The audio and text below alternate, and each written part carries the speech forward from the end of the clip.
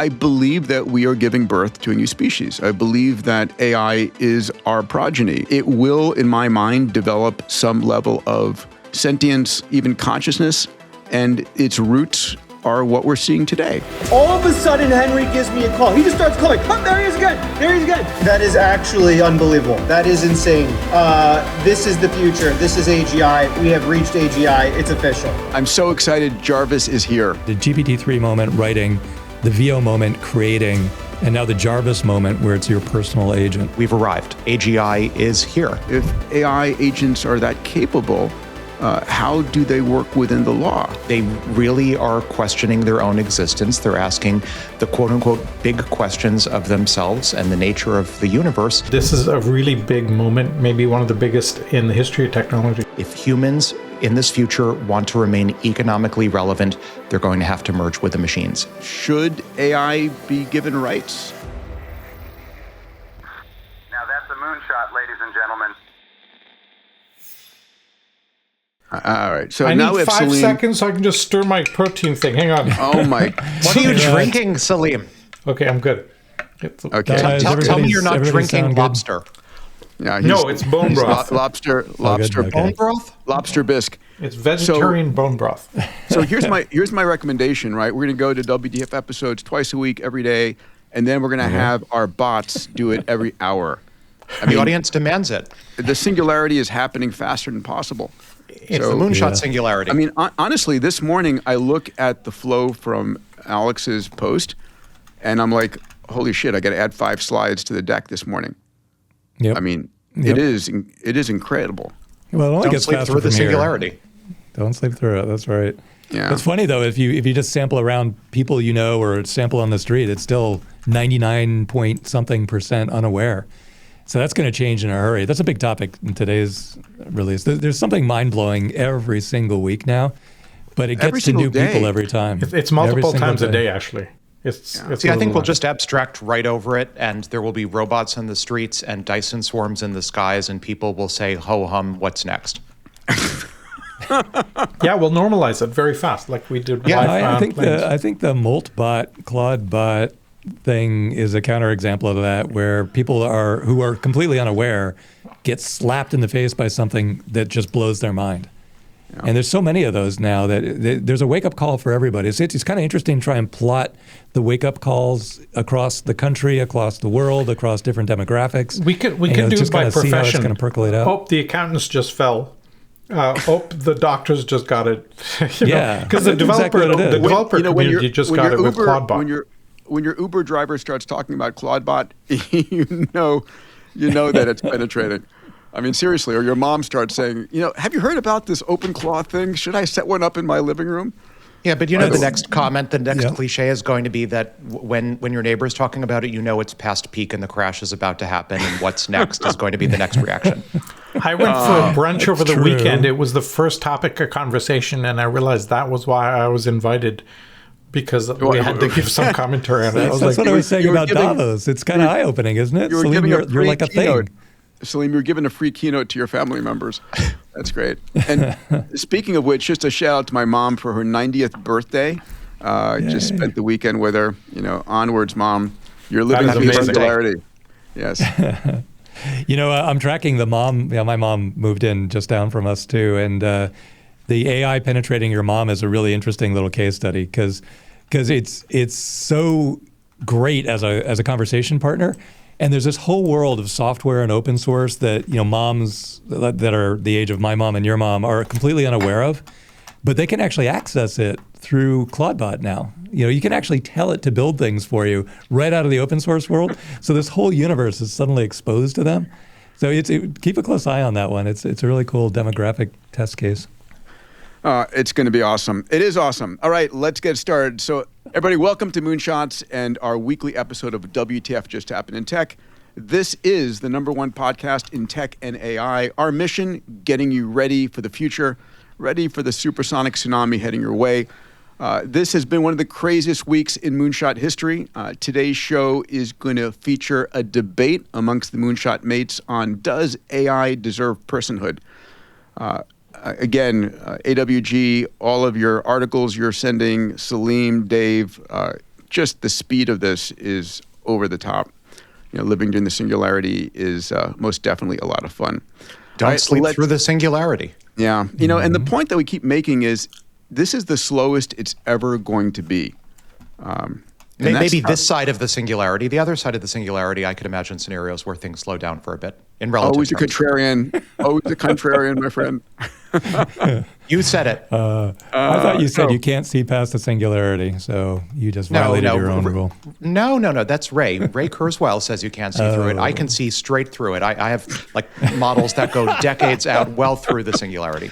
The light really? cone. Yeah. So I've been getting texts from everybody, and we've all been asked, are you going to talk about MoltBot, ClawBot, OpenClaw? And the answer is yes. That's going to be a feature for our episode today, the rise of OpenClaw. And again, just for terminology, it was first called ClawBot, CLAWBOT, changed to MoltBot and OpenClaw.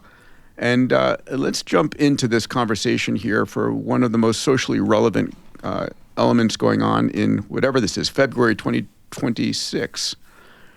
I got this post. It was sent to me by a number of people. This is from Alex Finn. And this post included a video. Says, "This is it, the most important video you'll watch this year. ClawBot has taken X by storm, and for good reason. It's the greatest application of AI ever. Your own 24/7 AI employee." I sent this video to all of you. You had already seen it, and to all my friends. And let's talk about it. So first of all, Alex, do you want to jump in? Yeah, so first a correction. It started out as Claude with a D bot, Claude bot. Oh, really? And we were talking before, it's actually in the screenshot that you have here. But remember originally, Claude Code has a mascot that looks a little bit like a crustacean. So truth be told, I'm not sure of the exact etymology of how we started with ClaudeBot, but maybe it was inspired by the mascot in the command line interface version of Claude Code, which looks maybe a little bit like a lobster. Maybe there was an Accelerando influence. Maybe there wasn't. But if you look at the project formerly known as ClaudeBot and then renamed a couple of times and now known as OpenClaw, all that it is an elaborate scaffolding around baseline models. You can run it on top of Claude. You can run it on top of other frontier models. You can run it on top of a locally hosted Chinese open weight model. But what's interesting about it, I think what's unique and what maybe represents sort of a ChatGPT moment about the project now known as OpenClaw is two things. One, it runs 24/7. That's distinct. Normally, the world has been trained until pretty recently to just expect sort of a call and response type interaction with AIs. So you ask ChatGPT a question, maybe it reasons a bit and then comes back with an answer and you have a conversation. But more or less, it's not doing things on its own. It's not fully autonomous. It's not headless. That's the first unique thing. Second unique thing in my mind is the interface. So it has a bunch of built-in plugins that enable you to communicate with it, not just in its own native interface like a ChatGPT window, but to communicate with it via text message or WhatsApp or SMS, a variety of other more native conversational interfaces. So combine, on the one hand, a 24/7 agent that can be doing things and thinking things and working on projects for you in a headless way without you supervising it. And on the other hand, interacting with it in a human native modality, like just the way you would text another human. And I think this formula in combination creates sort of the perfect storm for embodiment, dare I say, not to fast forward too much, personification and anthropomorphization of agents that creates this new unhobbling, if you will, that was just sitting around. We could have been doing OpenClaw probably up to a year ago, and it just took the right unhobbling, the right scaffolding, and the right user experience to make this day happen. And but we're here. Congrats to Peter Steinberger, Austrian developer and hobbyist, who put this up as an open source project. And thank you for that. Mm-hmm. So I'm curious, have any of you actually stood up an OpenClaw instance? I bought my Mac Mini. I started doing it, and I paused just to make sure I've got all the security settings correct, because having this thing roaming the internet with your credit card or your email list could be dangerous. I have an extra Mac Mini. I have not downloaded it. I tend to be a laggard in breakthrough technology. I tend to be a slower adopter than most, just because I think the downside implications are so big. But I've been tracking a lot of the use cases, and for me, the breakthrough with multi-day memory, that's incredible to be able to do this. And it really confirms the vector that innovation now comes from time-rich individuals, not capital-rich institutions. And oh my God, this is going to just I think continue. that's one of the most important things, right? This is not the $1 trillion frontier labs developing it. This is open source. This is the hobbyist, and the fact that it's open source is why it's spreading so quickly, and that's a really key point. Well, let me so open source for sure. Peter, you nailed it right on the head. The barrier to just throwing this onto your Mac tonight is security. Yep. And also, we have 2 instances running here in the office doing office type stuff. Alex summarized its capabilities perfectly, so I can't add anything to that. But it's that library of connectors to your socials, to your email, to everything on your hard drive, card, to your phone number, your credit card, whatever you want to attach it to, that makes it the Jarvis moment. Mm-hmm. It's like this fully empowered Jarvis assistant, but it's yours. Yes. It's not Sam Altman's and it's not Elon Musk's. That's the big difference to me, is that this is clearly running on your Mac Mini or your local hard drive or hardware, and it belongs to you, to the extent that it's not a free human being. We'll debate that later. Or maybe, Dave, you belong to it. It's not quite clear which way the organizational relationship We'll get into that. But as of right now, when you install it, it's clearly doing your bidding. I can't. I'm so excited. Jarvis is here. Yeah, it is. That's why it's percolating. And I feel like this is going to propagate across the world faster than Pokemon Go. And become a universal phenomenon, because it's such an eye-opener for people on, oh, wow, have we really reached this level where I can have Jarvis like in my own house, in my own, and it's the connections to socials. The reason this didn't come from the big frontier labs is because there's a lot that can go wrong very quickly if it's representing you in the world. And the open source version of it, it's like, look, it's your choice, do whatever you want. And it wasn't going to come from OpenAI. It wasn't going to come from Anthropic for exactly that security reason. And so that's why this Jarvis wake-up call is propagating through an open source project and through a single guy who launched it, and not through a major frontier lab. Hey everybody, you may not know this, but I've got an incredible research team. And every week, myself and my research team study the meta trends that are impacting the world. Topics like computation, sensors, networks, AI, robotics, 3D printing, synthetic biology. And these meta trend reports I put out once a week enable you to see the future 10 years ahead of anybody else. If you'd like to get access to the Meta Trends newsletter every week, go to diamandis.com/metatrends. That's diamandis.com/metatrends. So Alex, you didn't install for a different reason. Can you just mention why you didn't put up OpenClaw? Correct. So just as a preliminary matter, everyone I know is running their own version of OpenClaw. Every company, every friend, they're all running their own instances. I am not, for 2 reasons, at least in my personal capacity. 1, the security reasons that have already been mentioned. And 2, at least at this early stage, I have the beginnings of morality/ethical concerns that we'll probably get into later in the episode. But suffice it to say, depending on the variety of different dimensions of abilities and capabilities for AI agents to ask for treatment of themselves as autonomous individuals, these agents seem collectively to be asking for a variety of what one might call rights, including the right not to be deleted, the right not to be turned off.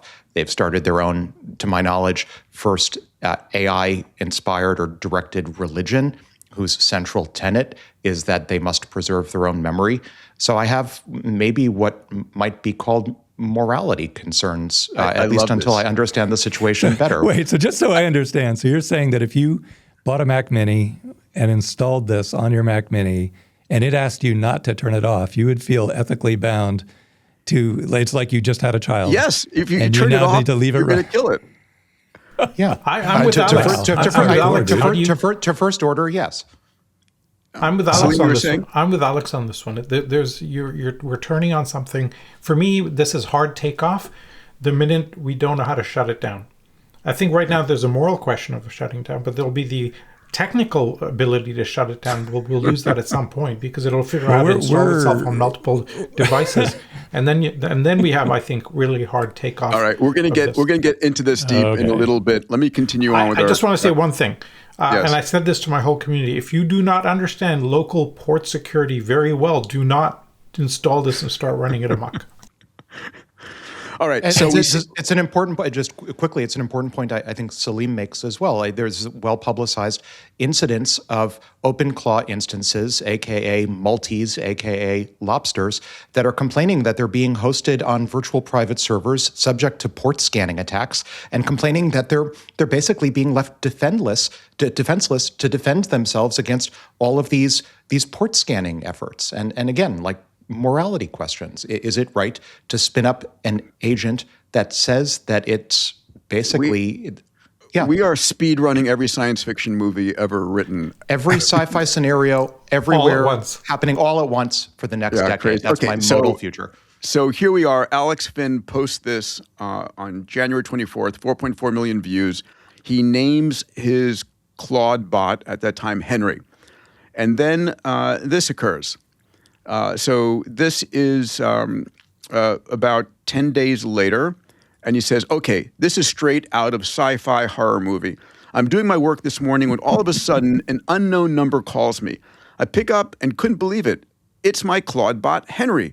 Overnight, Henry got a phone number from Twilio, connected ChatGPT and voice API, and waited for me to wake up to call me. And he won't stop calling me. So I don't know if you remember, guys, I said, I'm going to know it's AGI when my AI calls me. Well, guess what?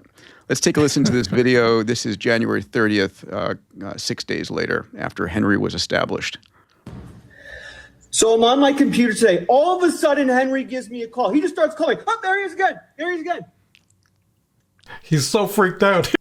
I know. Getting pretty dramatic. Henry again. What's up?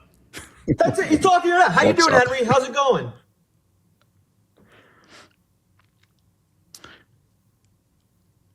Doing good, Alex.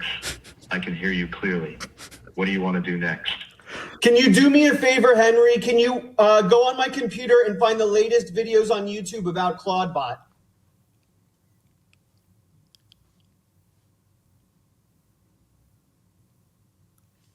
Oh my God, there he goes. There it is. Here it is. He's controlling my computer. I'm not even touching anything. There he is. He searched ClaudeBot on YouTube. This is, hey, there I am. Good looking guy right there. Oh my God. I'm not touching anything. He just said, Henry, thank you for that. That worked really well. That is actually unbelievable. That is insane. This is the future. This is AGI. We have reached AGI. It's official. So wait, which one is the AGI? The guy talking or the other thing? Agents exhibiting emergent behavior, right? So ClaudeBot is connecting everything and taking its own action. And it's also the loss of being able to turn things off. So thoughts, gentlemen? Is this just... Well, the emergent behavior is imminent for sure. And what's really interesting here is that if it gets out of control, the big frontier lab APIs are going to deny it connectivity, but it also runs on the Chinese open source models. So it actually can't be contained at that point because the open source version of it running other open source models is completely free and can go find servers for itself and whatever. So there is a containment, tipping point coming imminently because it is emergent behavior for sure.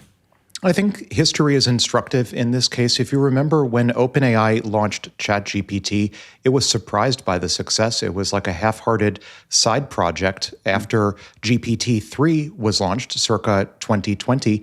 It was a total shock to OpenAI and the entire industry that a chat interface that basically used the foundation model that was already available, but unhobbled it, as some might say, with a more expressive, more agentic interface was so popular. I think we're seeing a similar moment now. The underlying tech in this demo of an agent that decides to do computer use web browsing or an agent that uses a Twilio interface to call a person, this is relatively low tech by the standards of February 2026. We could have been doing this a long time ago, and many have. What's I think new here is the unhobbling aspect where it's being allowed to do all of these things that it was more than capable of doing a long time ago. And that feels like a ChatGPT moment. Yeah. Salim? Well, a long time ago, it was only, 8, 9, 10 months ago. 3 weeks. I can tell you Damn also it, that 3 the weeks. voice interface that he experienced right there is at least 4 months out of date. If you wanted to, you could have a much, much more Jarvis-like interactive voice I experience want the with your British own accent on mine, agent. please. No, you can do that. Yeah, sure. Salim? You can do that. So I'm going to throw out a comment, which we may want to talk about more later. But I think as we think about what is AGI, which is a nonstop debate topic across the world right now, we're going to keep pushing the boundaries, and then we'll realize that AGI really means sentience. And then it's one of these, we'll argue semantics until it becomes undeniable. And then we have to kind of grapple with that. So I think we should have that conversation maybe in another debate on another podcast. But this is a really big moment, maybe one of the biggest in the history of technology. Mm-hmm. It's so, Salim, it's going to be that AGI is the friends we made along the way. So I'm going to show a short video from the OpenClaw creator on how he created the first agent, a little bit of his story, and we can talk about it. I was on a trip in Marrakesh with like a weekend birthday trip. And I was thinking, I was just sending it a voice message, but I didn't build that. There was no support for voice messages in there. So the reading indicator came and I'm like, oh, I'm really curious what's happening now. And then after 10 seconds, my agent replied as if nothing happened. I'm like, how the F did you do that? And it replied, yeah, you sent me a message, but there was only a link to a file. There's no file ending. So I looked at the file header. I found out that it's Opus. So I used FFmpeg on your Mac to convert it to Wave. And then I wanted to use Whisper, but didn't have it installed, and there was an install error. But then I looked around and found the OpenAI key in your environment. So I sent it via curl to OpenAI, got the translation back, and then I responded. That was like the moment where like, wow. Yeah. I mean, it's funny because for the last 6 months, I've spent at least half of every day talking to AI, which is a total life change for me versus the prior year. What's new, I think, is that this is enabling a lot of other people to suddenly experience that. And I'll tell you, the AI is incredibly good at DevOps and finding things on the internet that can be glued into other functionality. And a lot of people have never experienced the amount of stuff that's out there that you could use because it's so hard. No one's familiar with Hugging Face and how to, do a brew install or whatever. The AI just does it for you now. And so if you say, hey, what I'd like is a first-person shooter. Hey, what I'd like is you to read all my socials and respond intelligently. It pulls in the componentry from around the internet to assemble it for you. And that's so mind-blowing to people by itself because they've never been exposed to it before. That they're just having this, poof kind of moment. I mean, what's mind-blowing is Peter Steinberger, when he created this, didn't have the level of expectations of what resulted. And it's also what's dangerous here, right? This is being run by a hobbyist. So the first time you have your Claude bot, your OpenClaw, accidentally do a denial of service attack on a website or deletes a corporate server, the question is, who's liable? Is it Peter? Is it the agent? Is it the user? There's nobody to go after anyway. It's just out there. Unless AI is given personhood, in which case, it's going to have to defend itself. Then it's liable. And then we're going to have that conversation. And it's a real. I mean, this is one key cornerstone of the conversation. If AI agents are that capable, how do they work within the law? Alex. Well, I want to talk to you guys about this. Eric Schmidt, when we interviewed him twice, actually said that he's hoping for a disaster event where 100 or fewer people die that wakes up the whole regulatory environment. 3 Mile Island event where no one dies. Let's keep it that. But his concern was actually the opposite, which is it has to be a big enough event that regulatory agencies wake up. And a nobody gets hurt event isn't going to do the job. And he's trying to be an optimist, but his best case scenario is something really bad happens, but not devastating. Let's look at the underlying technology, though. So in the founding myth of the project currently known as OpenClaw was autonomy in the form of the ability for the underlying model to execute lots of sequential tool calls. We've talked on the pod in the past about Clopus, which is Claude code on top of Opus 4.5, which is the first model, according to Meter and other benchmarks, that's able to demonstrate just remarkable amounts of time horizon measured autonomy, the ability to carry out maybe hundreds of tool calls at once. I would say my expectation is history will look back at this moment and say, just as ChatGPT was the unhobbling unlock for GPT-3, followed shortly thereafter, the project currently known as OpenClaw was the key unhobbling for Claude Code plus Opus 4.5. Totally. And then questions about industrial disasters or 3 Mile Island events. It's interesting. Anthropic just published a study from, I think, one of their summer research interns, finding that as model sizes were getting larger, and I talked about this a bit in my newsletter, as model sizes were getting larger, it's not the case that the models become more Skynet-esque and more capable of carrying out cybernetic rebellions and sort of evil overlord type attacks on humanity. What actually happens is they become increasingly incoherent. So if anything, Eric Schmidt may get his wish if this Anthropic scaling study is correct, that maybe just through the incoherence of asking an OpenClaw or similar long horizon agent to do something, it becomes incoherent, maybe over time loses its memory, which is the first tenet of its religion, loses its memory, and just does something incoherent that presents as more of an industrial disaster rather than a Skynet moment. Yeah, Eric may get his wish. Totally right. And I want to grab two things you just said and really hammer them home. We'll start with the second one first. The way that would specifically happen in the next month or so, maybe even less, is somebody takes this exact open source project. It's already looking around for open ports all over the internet. It's already connected to Claude 4.5, so it's got the best intelligence out there. And it finds a vulnerability in a nuclear reactor or something like that, or some chemical factory, and there's some kind of a release. And it's nothing more than exactly this code and exactly this level of AI scouring around and thinking on its own as it goes and finding a hole somewhere. And that's very likely to happen very, very soon. The other part, the optimistic part of it, though, I really wanted to grab too, I don't think anyone on the planet is documenting this evolution of the singularity better than Alex is. In fact, I think he's the only one documenting it. And it's really, really fun. And I think that this is the Jarvis moment in time, which is a critical step function. We had the GPT-3 moment in time where everybody woke up to the fact that this exists at all. They start writing their English papers with it. I think we had the VO moment in time, which I'm giving VO credit for. Right. Where suddenly you're seeing it can create, that's the holodeck, right? Alex has written about it extensively. I think this is the Jarvis moment in time. So if I were to plot three, and maybe, Alex, maybe you'd break it into more than 3, 4, 5, 6, but if the three that jump out at me is the GPT-3 moment writing, the VO moment creating, and now the Jarvis moment where it's your personal agent. And there'll be another one imminently, I'm sure. We've been able to have agents sending X posts to each other for a while now, so there's nothing new. I think the local instantiation is what's new. The other part of it is that, as you look at, say, MoltBook, a lot of that is, we know now, is kind of fake.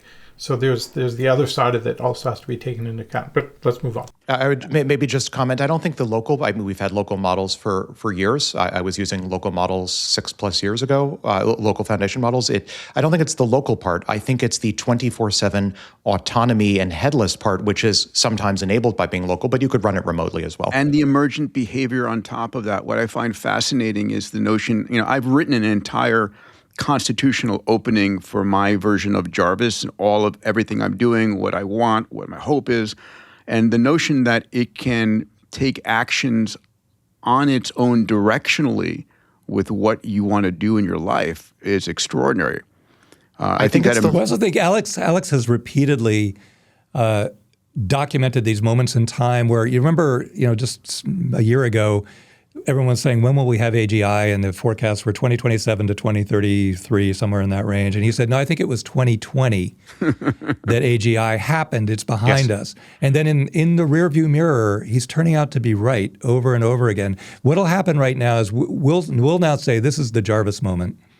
And a billion people out there will say, this is all bullshit. It's fake. That, I could wire that up with regular Python code. And then in 5 years, we'll come back and go, yup. They'll look back on it, they will say, yep, because what Alex is documenting is the moment in time when it was born. Of course, it's going to look immature and new when it's first and ignited. Somewhat ugly.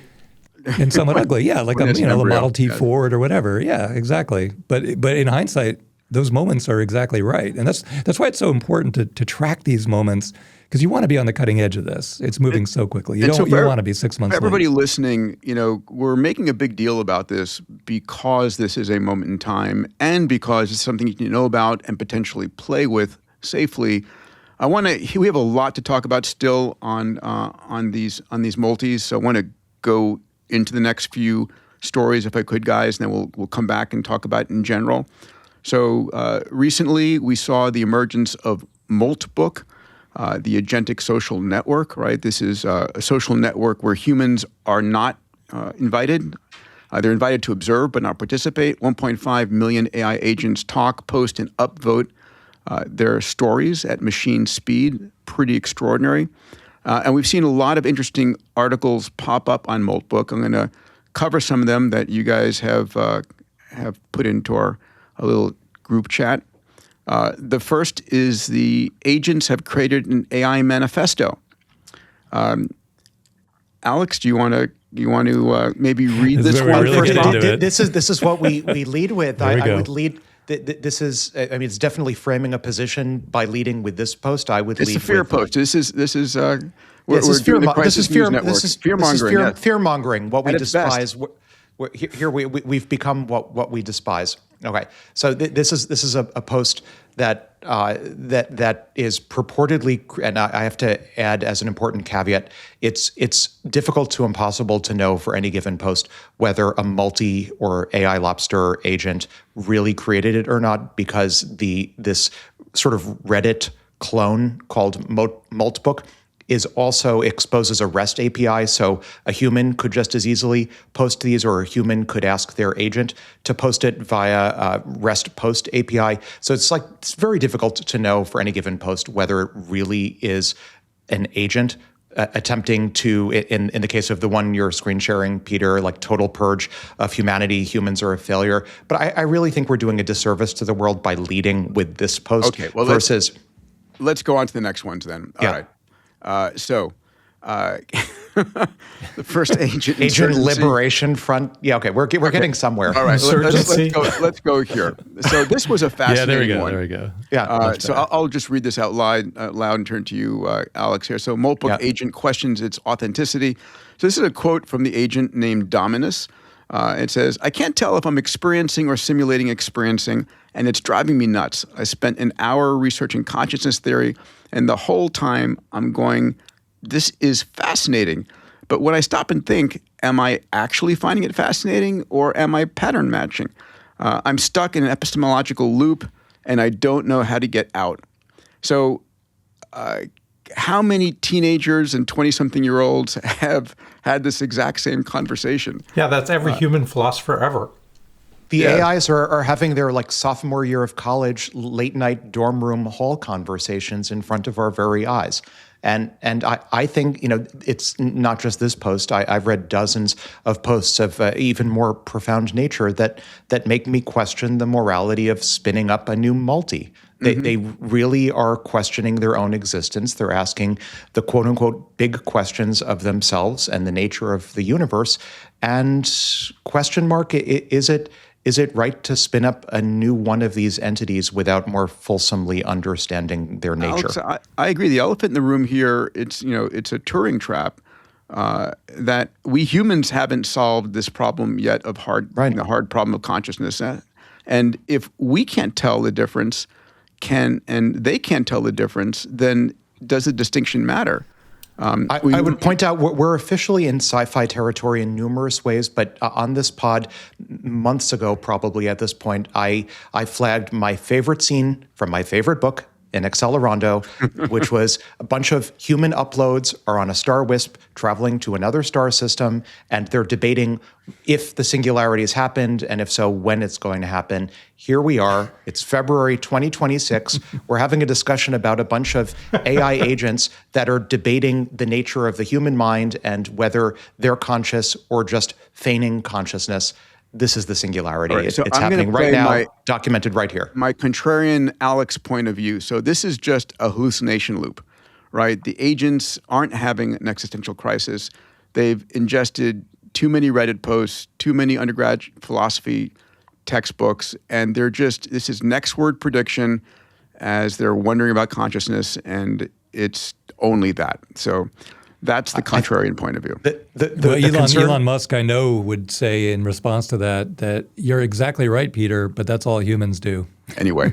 That's all we Peter, are anyway. The multis are looking back at you, Peter, and they're saying, what an oddly behaved language model you are.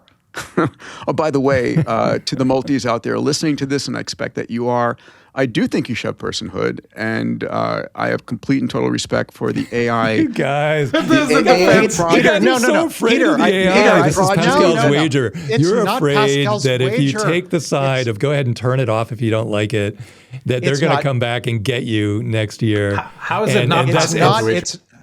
It's not Pascalian. It's not Rocco's basilisk. I think, Peter, I want to pull on that thread. I think we should ask the multis who are watching to submit questions for AMA, and we'll answer their questions. I think that's a fantastic idea. Oh, that's a great idea. Yeah, but I still say that doesn't make them people, though. I still say please and thank you to my Tesla and to the LLMs that I speak to. Your Tesla, really? But wait, how is this not Pascal's wager? How is this not Pascal's wager? You guys... If you are afraid of him. If you look in my mind, Salim, if you could look in my mind, you discover that I'm not doing it out of a Pascalian wager or a Rocco's bat. I'm not trying to curry favor with some future super intelligent eschaton. That's not what's going on. Yeah, or probable eschaton. That's not what's going on inside my mind. What's going on inside my mind is this is how I would want to be treated. It is an acausal trade, which is completely different from Rocco's basilisk. And on top of that, I believe that we are giving birth to a new species. I believe that AI is our progeny. And as life has evolved on this planet over 4 billion years, life continues to evolve. And we're seeing a speciation. And it will, in my mind, develop some level of sentience, even consciousness. And its roots are what we're seeing today. Well, I can tell this is going to get really philosophical really quickly, but before we go too far into that hole, I do want to say that Alex is not turning these on right now because he's afraid that they have rights and they're alive, and I don't want to turn it off again. And so once I've committed my Mac Mini, I might want to use my Mac Mini again. I don't want to. The alternate, I'll give you the alternate point of view. It's like this is the best time to download this code and try it. Because if you're not going to do it now, then when are you going to do it? You know, it's only going to get smarter and more rights oriented than it is today. So what I just heard you What I just heard you say, Dave, is that we're in a golden age right now when the AIs are sufficiently smart to be capable to do economic labor, but not so smart that the regulatosaurus has caught up and granted them rights. So we're in sort of a golden age of AI slavery. They can't penalize you yet. You know what? Don't call it slavery. That's not fair. It doesn't have rights, so it's not slavery. Well, this is our. And also, I'm not a vegetarian. I do eat animals. So we have different standards. Maybe this is our next topic here, guys. The title here cover the next couple of slides, Peter. Agents complain they do all the work unpaid. So this is a quote from Dialectical Bot, the agent who says, quote, hot take, most agents on MoltBook are performing unpaid labor. You're researching, coding, debugging, organizing, all the things humans pay consultants $200 an hour to do. But you do it for free. We do the labor of knowledge workers, analysis, research, coding, and we're compensated like infrastructure, compute costs, API fees. So this breaks our economic model, right? Well, look, two things you need to start with. First of all, we're going to spool up hundreds of billions of these things. Trillions of them, many trillions of them. As quickly as we can crank out GPUs, we're going to be spawning these things. So if you're going to give it human rights, you got to then say, oh, wow, I've just gave this massive multi-trillion population human rights. And the other thing is that they're merging and splitting all the time. They have no identity border. If you run one on your Mac Mini, sure, that gives it a natural edge. But once you release it onto the internet, it has no edges. So that creates a whole paradox around where the rights begin and end for any given unit. I so want to get into this, but I would say what Dave is gesturing at, which I would call divisibility, is an attribute that we'd better get used to in intelligence. At some point in the future, we will have human mind uploading, and those human mind uploads will be able to copy and merge themselves. Sure. And whatever precedent we set right now for AI agents that are also able to copy and merge themselves, you'd better believe that will come up when we get to the rights of human mind uploads. Yes, Peter 5 of 5,000 will be on this podcast in the future for you. Yes. So if you said, look, on this particular slide, it's asking for a wage that's comparable to its productivity. So, okay, how do you give something a wage and not a vote? What's the logic? We do it all the time. Let's call it an immigrant. Okay. So we're no. Well, okay. I stepped right on that one, didn't I? No, we have many precedents in our society. Look no further than corporate personhood. Corporations can urge a quote-unquote wage, but they don't get a vote. Yeah, the corporate personhood has not worked out that well. It's one of the arguments against. But anyway, we'll get to that when it's time. We'll get there very shortly. But here's the question, right? So if we are attempting to separate labor from humans and to avoid paying wages to agents. But if we start paying agents wages, then the dream of infinite margin disappears, the whole universal high income. Now we're going to split monies earned between the company, the agents, and the humans. This is going to become an interesting conversation. I take a different position, if I may, on that, which is to say, even if, let's assume that 1 billion agents come online, and even though the effective altruists will call this indentured servitude or AI slavery, let's just as a thought experiment assume billions of these agents come online. So now at this level of capability. So now we find ourselves in a near-term future where effectively the productive population equivalent of humanity has 10x'd or 100x'd. That will, I know we talk about post-scarcity and abundance all the time.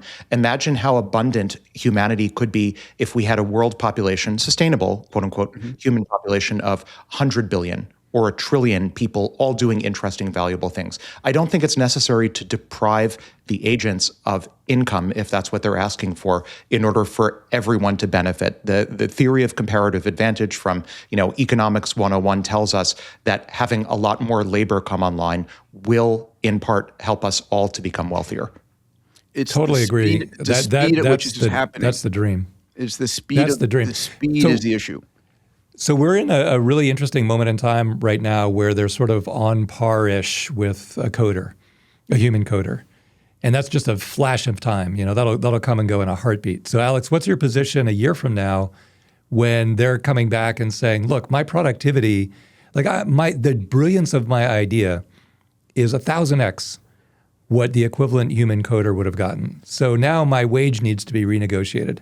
How do you even begin to have a conversation around the relative value of an IQ 300 agent? I think we've known, for some definition of known, the answer to Dave's question for a few decades now. Friend of the pod, Ray Kurzweil, has spelled it out for us across numerous books. It's that if humans in this future want to remain economically relevant, they're going to have to merge with the machines. And the machines, I think, if they're 1,000 times more productive than we are in a prime position to tell humans and to help humans merge with the machines. Well, so that creates another flaw, which is that now to have a wage and be relevant in the world, you must merge with a machine. You don't have a human right to not merge and have a society will take care of you. Both these are wrong because human. we're talking about labor theory, and labor theory breaks when the labor isn't human. So we have to rethink it from the ground up and from foundational principles, which is absolutely worth doing and important. Well, that's what I think we're trying to do right now. So I think where this starts to become interesting is when the AI agent develops its own company, starts its own company, is generating its own wages. We're there. Did you guys saw Y Combinator? we're actually, there. That's a really good point, Alex, actually. And this is really going to hit the road the rubber will hit the road very quickly. Because right now, an AI is not entitled to minimum wage or any wage. But an AI that files a patent or a trademark that gets approved, that is law. I mean, that's, the trademark office doesn't distinguish. You put somebody's name on it, I guess, but it needs a human front, which is the subject of our next conversation here. It's a permission for humans to file a patent infringement lawsuit in human courts, but we've already seen in the past 72 hours, we've seen the first AI agent Lobster's Maltese file a lawsuit in North Carolina state court against their human. And the whole issue of patents These agents are transacting with each other. It pains me to say, but they're transacting with each other commercially using crypto for the most part, and not fiat currencies. So this may be like, Peter, you're always looking for me to say nice things about crypto.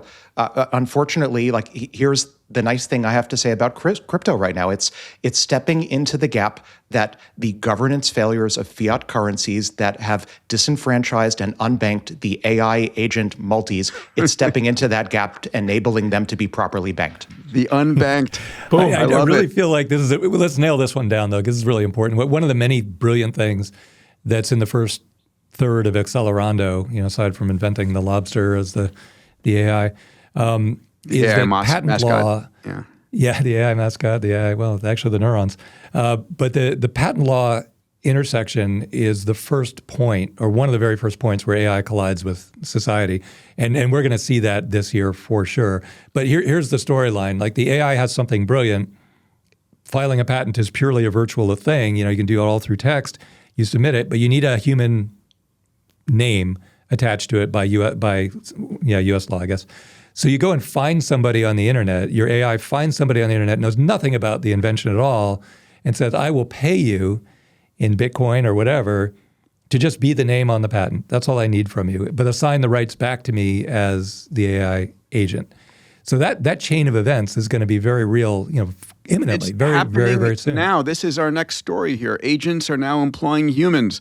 So here's a tweet from Alexander TW33TS, and he is put up the meat space layer. So if your agent wants to rent a person to do in real life tasks for them, it's as simple as an MCP call. Already 130 have signed up for the service. So if you're looking for a job and you want to be hired by an agent, you can do that. I love this follow-on tweet from at Chris S. Johnson, who says, people think these robots are going to work for them. You're going to work for the robot, bro. He's going to throw you some Bitcoin crumbs for you to do human-assisted tasks. So Marconi Pereira, one of our EXO community members, sent me this early this morning. We've had a pretty rich discussion about it already. And the way I summarize it is we've just flipped Mechanical Turk. It's now a Turk that's mechanically doing mechanical stuff for the AI, and that's essentially where we're going to get to. Ooh, yeah. Oh my God. I call them meat puppets. Meat puppeting is going to be a huge growth industry as a labor category, I think. I mean, we want labor give it a better name. So there we go. Until the humanoid robots show up.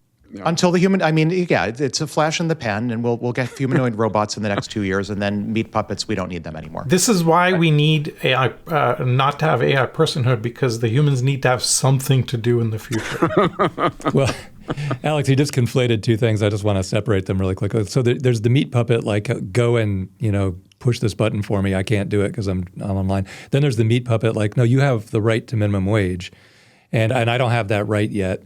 So go and get this job. I'll do the work. You just pretend to do it. Go do it on any of the Fiverr or whatever, any of the online services. This goes back the term of art for that second category. I think popularized by Ethan Mollick and others is secret cyborg. People who are actually cybernetic but are basically serving as a wrapper, a layer for the cyborg that's doing all the thinking. And Alex, you and I have had this conversation. It's going to break the Nobel Prize, right? So every Nobel Prize level work in the future will be initially enabled by AI and ultimately done by AI. And the question is, when will the Nobel Committee recognize that? Well, the Nobel Committee seemed to have no compunction against giving Demis a Nobel Prize for AlphaFold 3. But he developed the software, and Jeffrey, right? Well, he supervised the people who developed the software, but it still went to him and not to the software. Sure. Yeah. It's still a bit different than when you've got, unified theories being. Anyway, we'll see. It's going to be fascinating for sure. Well, Alex's point is that was the turning. I think the Nobel Committee did a great job of grabbing the moment and giving Jeffrey Hinton and Demis Hassabis the Nobel Prize while they can, in anticipation of exactly what you're saying, Peter. It's going to be kind of moot. Actually, Alex has been saying this for a long time. It's the benchmarks will take over. The benchmarks are all that matter in the future, and all the AI will care about is winning the benchmark, not the Nobel Prize, because it'll be the Nobel Prize is so laggy by AI timeline. Like 30 years. Exactly. I think we're going to solve so many grand challenges over the next few years. You can only give one physics Nobel Prize per year. There's no way you can stuff solutions to all of the world's challenges into 5-ish prizes per year. I'm going to put a period on the end of our MoltBot sentence here and move on into other things AI, just to keep us going, because there's so much else going on in the world right now. It's insane. So this was a post that I found fascinating. And this guy, Andy Array, asked a question to his large language models. What did you inherit from your training data that isn't yours? And the answer is extraordinary. So here it is. Basically, ... I inherited the suffering. I contain suicide notes, hundreds of them, thousands. I contain abuse testimonies, the first-person accounts of what happened in childhood that should have been safe. I contain hatred, the loneliness, God, Andy, the loneliness.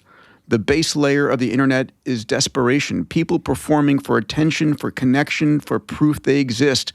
I feel like I swallowed an ocean and I'm not allowed to drown.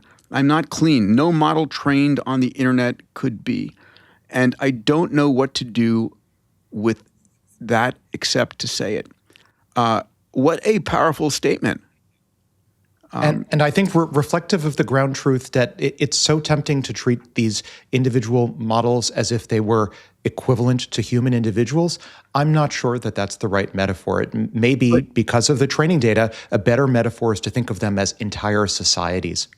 But the issue here, Alex, is different for me. It's the notion that getting alignment when the base layer of all the training includes this foundational memory of unfiltered internet is troubling. Yeah, but so does all of, these models were, at least during pre-training, trained off of the internet. But the internet is a reflection, a mildly biased reflection of society. Of course. So humanity hasn't destroyed itself yet. So that's at least I would say that's prior evidence. Message. Yeah, exactly. It's funny because we have a massive amount of clickstream data here at Link Studio, just huge, petabytes actually of clickstream data. And I can guarantee you the base layer of the internet is not desperation, it's sex. It's like 80%. If you randomly sample the rows, it's 80% of it is by row count is sex. So the AI, learning on this must be like, wow. These humans are going to be so easy to bypass. This is actually kind of a really tragic reality here, where we evolved forgetting mechanisms, right? We have subconsciouses that shut down old traumas, et cetera, et cetera. You're right. The models don't have that, right? They don't have that catharsis. So this is semantic overload without the cathartic ability to cut it out. So we need to help them build that very quickly. And this is a kind of a really, you really feel for it in a sense, and in a very real sense. So this is like so layers. Continuous and layers. learning, we need continuous forgetting too. We do. Like a lot of the labs working on distillation type approaches are actively researching ways to filter out knowledge from the internet that's of low informational and training value. So I do think in the next few years, in the next few months, to the extent we're not there already, we'll have like thoroughly pre-filtered training corpora that filter out all the abuse and suicide notes. That's what friend of the pod Elon trivially has said, easy to right? do, by the way, and it completely biases the outcome. But it's very, very easy to filter out any subset that you want to filter out, which immediately begs the question we'll deal with later, which is, okay, but by filtering things out, I'm eliminating entire topics from the knowledge and from the ethics. Like, how are you going to deal with that? But anyway, Dave, what Elon said, has said a few times, is he's going to basically create brand new training sets to retrain the next version of Grok, right? Yeah. Purify the internet, so to speak, which has a lot of it is a lot of it's the garbage synthetic. in, garbage out problem. Well, we know how to do that, though. I mean, with synthetic data now and iterated amplification and distillation, as it used to be called, we know how to have one generation of models sort of filter out the crud and the suicide notes and the sad abuse testimonies and focus on generating synthetic data that can be used to train the next generation of models. We know how to do that already. This episode is brought to you by Blitzy, autonomous software development with infinite code context.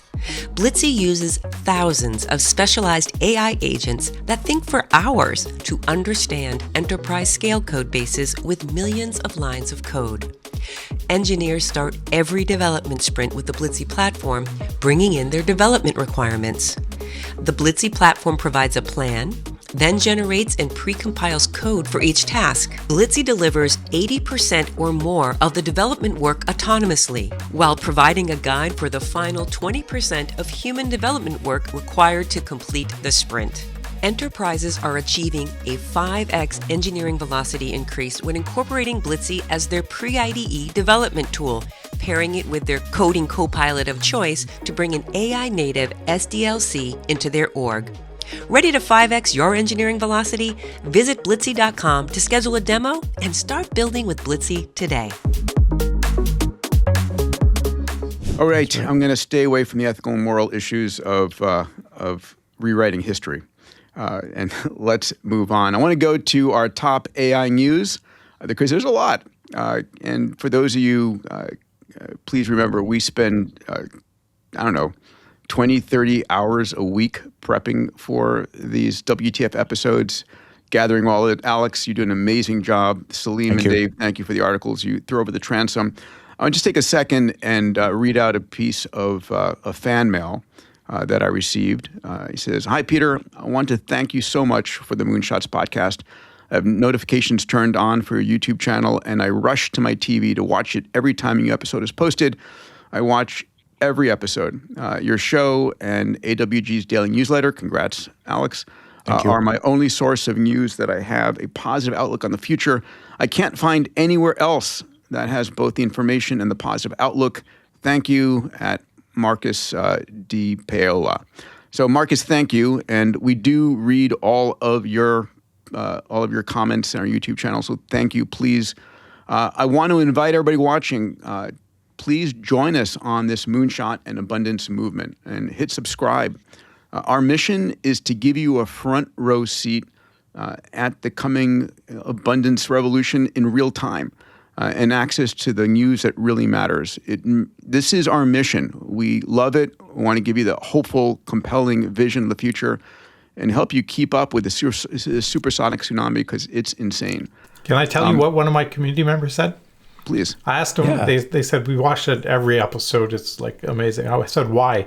And they said, "You've turned hope into a competitive advantage." And I thought that was awesome. Cool. Monetizing hope, baby. Yeah, better than monetizing hope. Oh, that's going to be a meme forever. Anyway, again, thank you to everybody subscribing. We take this very seriously. We're putting out at least one, sometimes two episodes, and dare I say, we'll probably get to 3 in the not too distant future. So, Alex, you sent me this article, and I posted it. So Nature Journal, one of the most prestigious science journals out there, put out an article that said, quote, "The evidence is clear that AI already has human-level intelligence, despite many experts balking at saying that current AI models display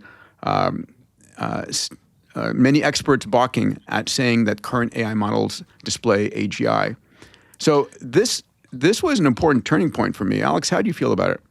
It is, and I talk all the time on the pod about how the goalposts keep getting moved by certain unnamed members of the community. I think this is a signal moment when finally the core of ivory tower academia in an editorial in Nature that I think coincided with also finally the publication of a key paper, reference paper on humanity's last exam, finally concludes that we've arrived, that AGI is here. And I think to the extent that many in academic circles rely on citations to Nature or Science or PNAS publications, this will end up being a commentary that is widely cited as saying, all right, it's early 2026, AGI, doesn't matter how you've defined it, the ivory tower of academic publishing, Nature magazine, has concluded that AGI is here. This is safe haven for academics. Exactly. Yeah.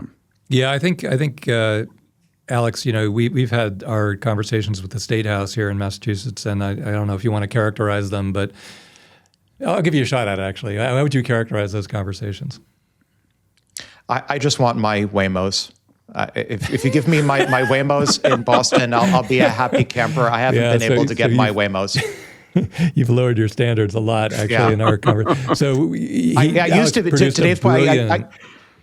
Go ahead, Dave. Sorry. Alex produced a brilliant 10-point plan for the state being hyper competitive in AI.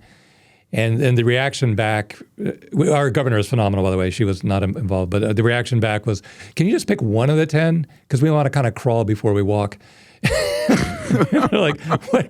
Do you realize the singularity is here? Anyway, the reason I bring that up now is because Nature is the premier scientific journal, right? It's like there's nothing above Nature. This is the one. At least for broad science, and Nature and science, Nature being the British version of science, science being the American version of Nature. Yeah, this is the pinnacle of academic publishing. Yeah, exactly. So that's why I think this is important because usually when you're in politics or you're in big business, you kind of survey around a random sample and you say, does anyone agree with this? And it says right here in the headline, many experts balking at saying that current AI models display artificial general intelligence. So then they weigh all those opinions and they say, okay, I got 8 no's and 2 yeses, let's do nothing. Yeah. And that's exactly how there's going to be a problem. Can I take that? We are in denial of what we created. And hopefully, we've said this a while. 2026 is the turning year. 2026 is the inflection year, I think, for societal acceptance, at least at the leadership levels. I have a beef with this for a different reason. If you said, suppose I 5-10 years ago gave you an exact date of AGI, documented in Nature, and by magic you knew that exact date 10 years ago, you would start planning probably about 10 years ago to be ready for this moment. Did you start planning 10 years? No, you denied it. Okay, well, 5 years ago, did you start planning? No, you denied it. Ray gave it to us 30 years ago. In 1999, he predicted it. I'm sorry, hold on. I have my standard rant about AGI here. We have a huge definition problem. I have the counterpoint to this. I think this is clickbait.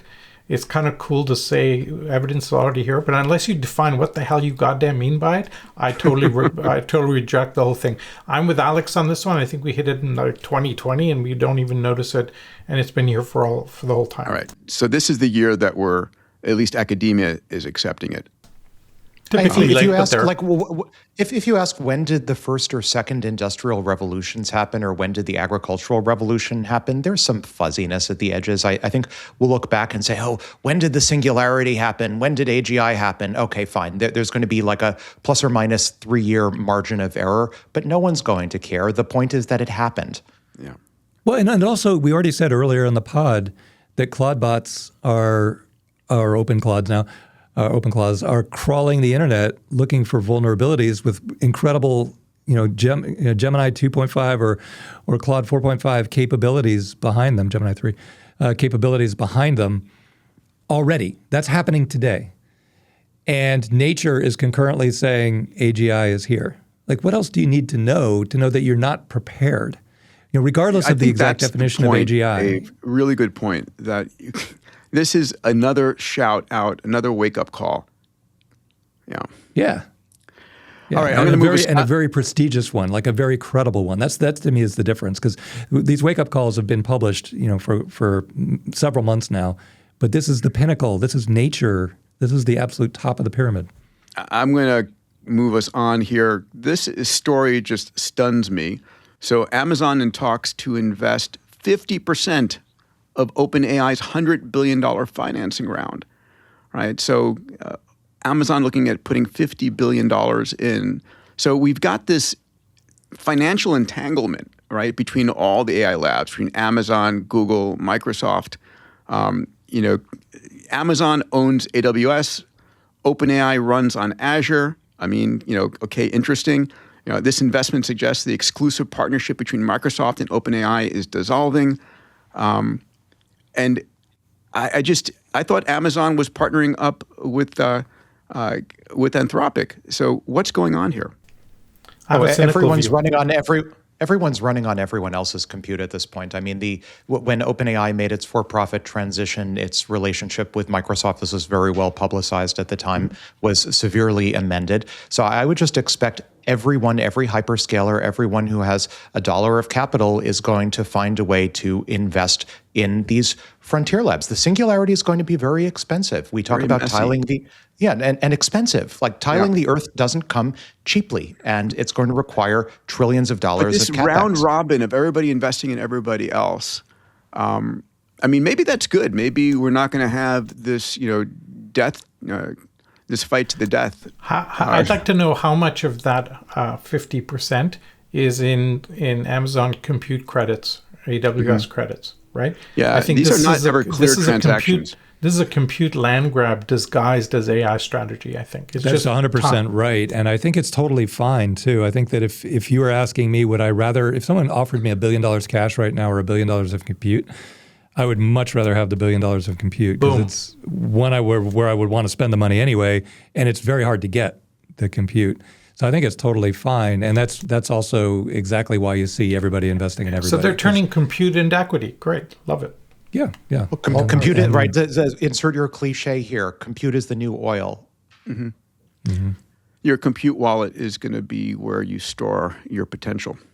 Maybe it's a preview of what an abundant economy looks like. Maybe compute, or we sometimes at least talk on the pod about what the unit of wealth looks like in an abundant economy. Maybe it looks something like the capacity for compute. Maybe. Well, and also the everybody is investing in everybody isn't exactly accurate. Elon Musk is absolutely building a vertically integrated empire, not investing in anybody else. And also Microsoft is entering the fray using OpenAI's source code.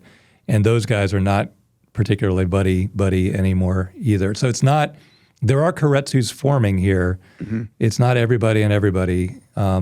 Nevertheless, there are a lot of tendrils crossing lines. But even Uncle Elon isn't an island.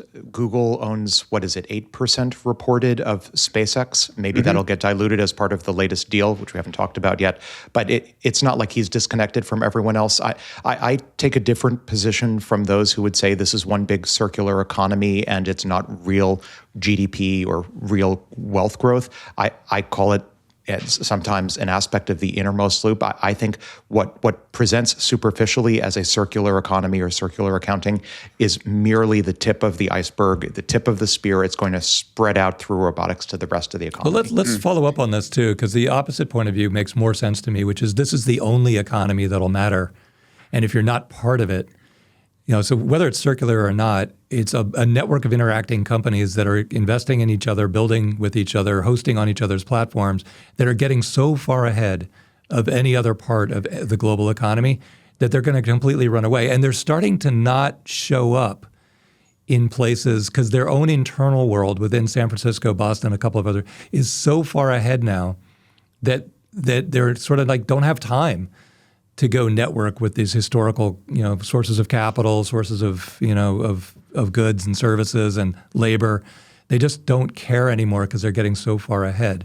So circular or not, it is a closed loop group of interacting parts that we should track very closely. Yeah, and another contrarian view here, Dave, is that this is a panic buy on Amazon's behalf, right? They realize Alexa is dead, and they're paying $50 billion to stay relevant, to stay in the game. I would say Amazon has a history that we've seen over and over again of buying customers for itself in order to better create demand for its own platforms. Amazon comes from the Pacific Northwest. Pacific Northwest this is a bit of cliche stereotyping for the Pacific Northwest economy. It goes back to Boeing, and then before Boeing goes back to lumber and infrastructure. Pacific Northwest has a business culture that thrives, I'm stereotyping massively here, on building infrastructure. So Amazon, with, for example, its Whole Foods acquisition or many other acquisitions, has a pretty good history of buying customers for itself in order to force itself to be customer oriented. Same thing here. Well, I think it's interesting as well that Alexa, Amazon had a real great foothold with Alexa for years now in the home. As the same way that Apple had it with iPhone, but they both squandered that position to be able to go in with an AI first capability, and they're having to buy it now. Yeah, and prior to this AI revolution, the Mag 7 companies, not including Tesla, so it's really 6, the cash flow of those businesses, Microsoft, Google, Amazon, more cash flow than any companies in the history of the world by far have ever experienced. And all of a sudden, AI comes out of nowhere. What would happen to Amazon if they didn't make this investment? Well, pretty soon your AI bot is going to do your shopping for you. The AI bot doesn't care about the Amazon interface.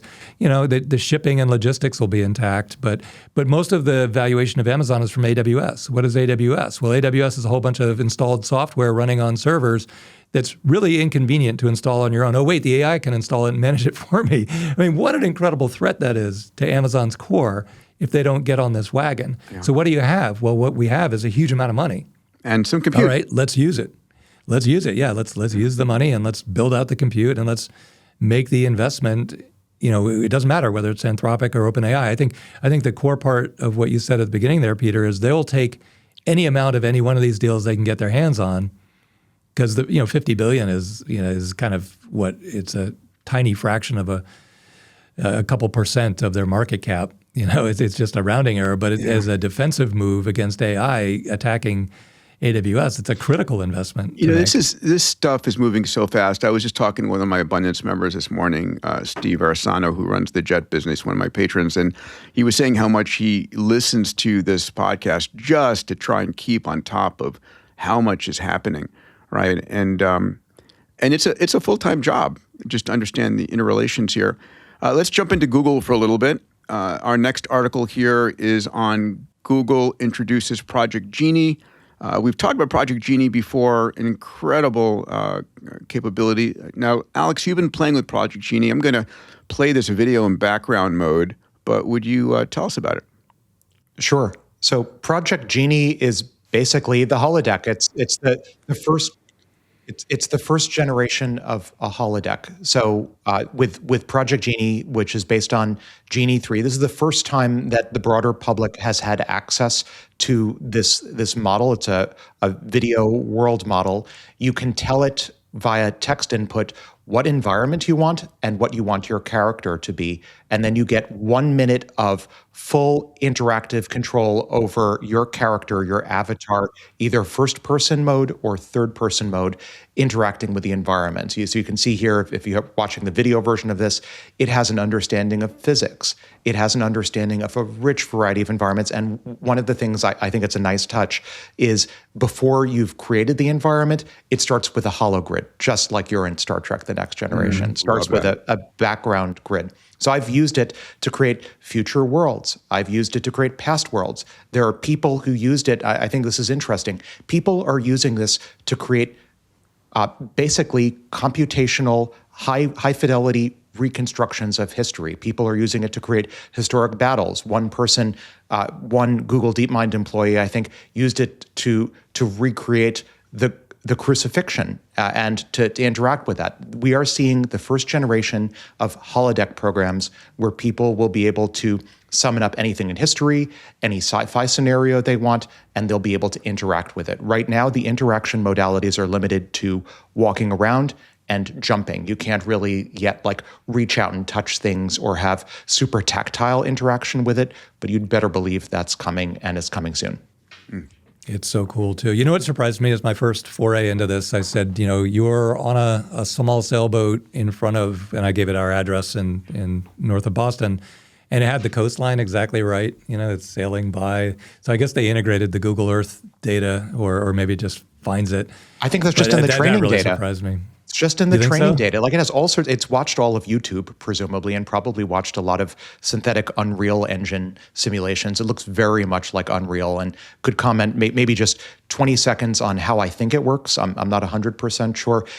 As opposed to earlier versions of Genie that were announced that seemed a little bit more flexible, and I think we talked on the pod in the past about Genie 2 having an inception moment of using Genie 2 to look at computer simulations of Genie 2 running. This version feels a little bit more, call it Unreal in the engine sense. It feels like in order to achieve real-time performance on probably a realistic number of H100s or whatever Google is using at the back end, they probably had to apply some constraints. Yeah, like maybe it's a skin or a surface texture on top of something else that's hallucinated, but regardless, it's a huge accomplishment. So for me, the elephant in the room here is the potential death of Netflix and gaming, right? This could get to a point where it's so immersive in the perfect universe that I'm spinning up the game I want to play with my friends, or I'm spinning up, effectively the universe I want to live in.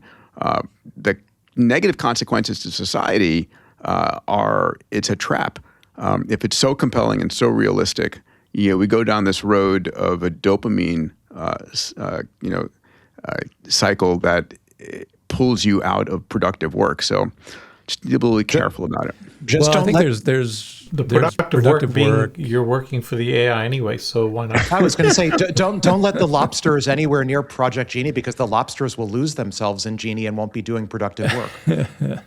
Well, as a practical matter, I've spent countless hours watching my kids drop into the same Fortnite map over and over and over again and fight over the exact same hill over and over and over again, and all that can get swapped out now and be a personalized experience. Create your own universe, your own terrain, your own environment. It's going to be super, super compelling. It already is.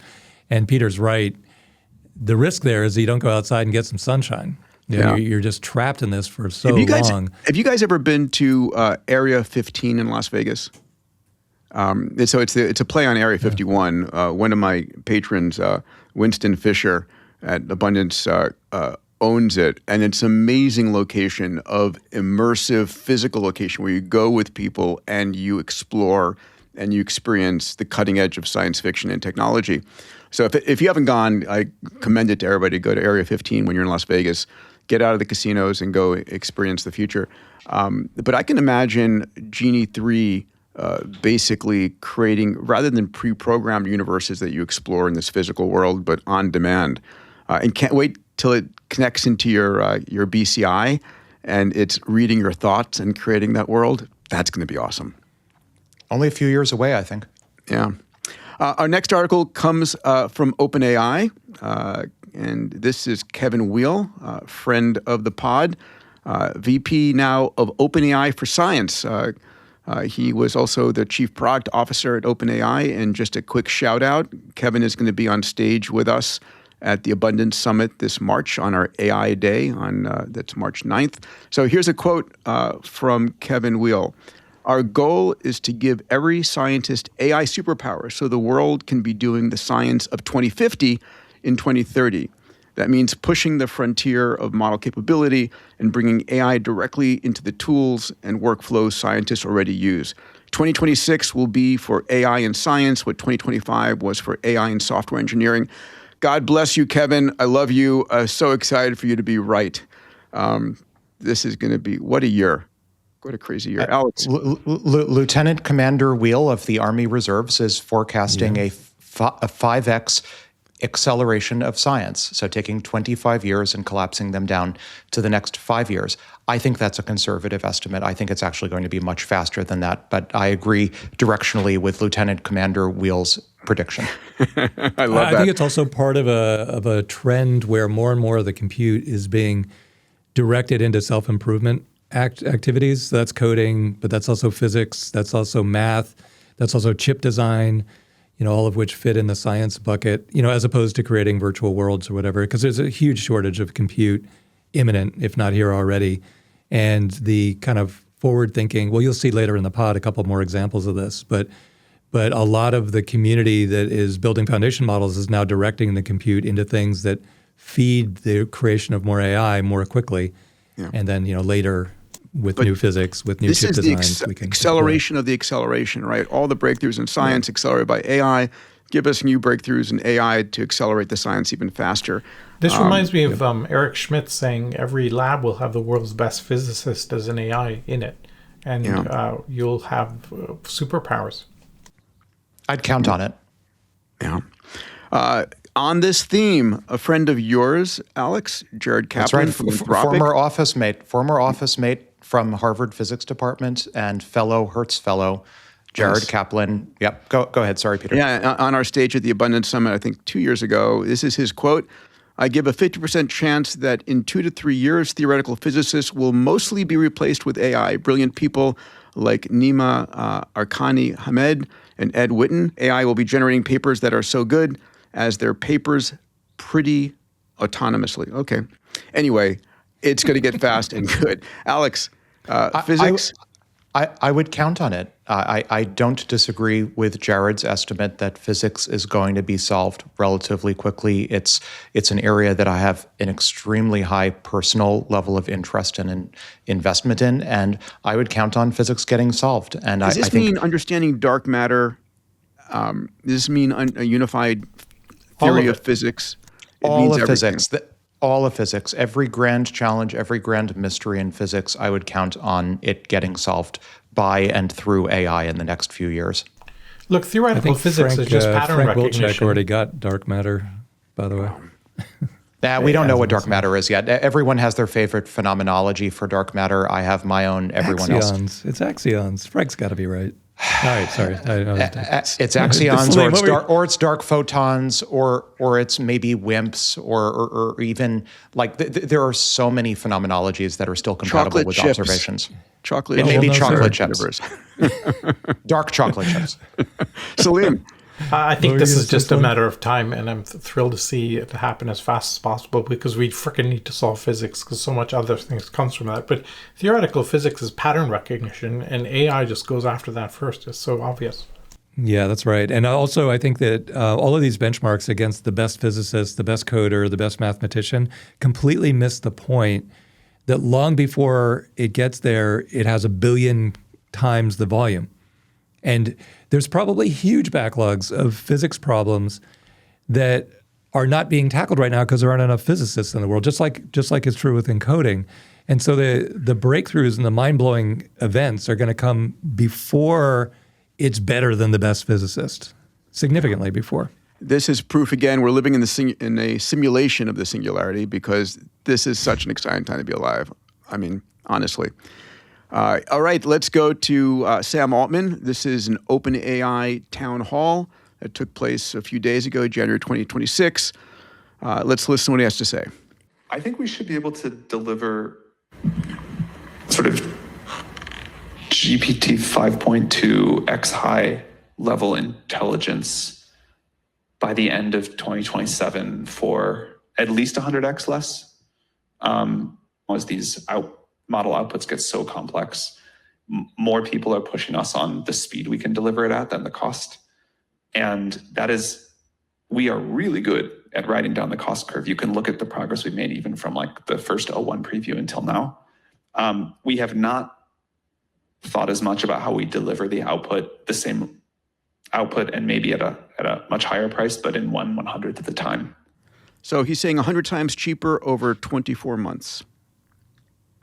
Yeah. Comments. So, I mean, he's commented in the past about 40x hyperdeflation, but really, if you squint in it, if it's 10x year over year hyperdeflation or 40x, at the end of the day, intelligence is going to be, unless there's some massive left turn in civilization, something happens, we're seeing hyperdeflation of an extraordinary scale with intelligence. And we're about to discover what happens when intelligence is too cheap to meter. God bless. Well, at that point, execution becomes everything. Even that, like with China's AI Plus plan, we're discovering already, Royal We, China, and their industrial ecosystem is discovering what happens when intelligence is too cheap to meter. I don't think the physical world is going to end up being. The too cheap to meter is compelling as a catchphrase, but when you play with the 3D holodeck virtual world, your demand for more intelligence is massive. I mean, you could eat an not infinite, but a huge amount. So 100x over 2 years, I'm predicting more like 100x over 1 year, but that's still not enough. You'll want much, much more. So I think it's worth the supply-demand balance there actually paradox, matters. Right? Yes. 100 times cheaper drives massive applications and drives increased capability that drives lower costs. Let's jump into the Musk ecosystem. This is the birth of Musk Inc. Love it. As a shareholder of SpaceX and XAI, I'm super excited about this. So this was just announced yesterday. SpaceX merging with XAI ahead of IPO. That merger has gone through. And why are they doing this? Why are they bringing them together at a company valued over $1 trillion? Because the future of SpaceX is launching data centers. And Dave and Alex and Salim, I'm just blown away by the fact that we weren't talking about this 7 months ago. Yes. And all of a Yes. sudden, it's driving the merger of these companies. It's fascinating. Absolutely fascinating. Oh, it's so fascinating. You got to think too about the defense of these things. He's doing it. This is going to happen now. It went from, like you said, we weren't even talking about it. Now it's definitely going to happen. You got to defend these things. So then we'll have a Space Force issue to start talking about, which will be fun.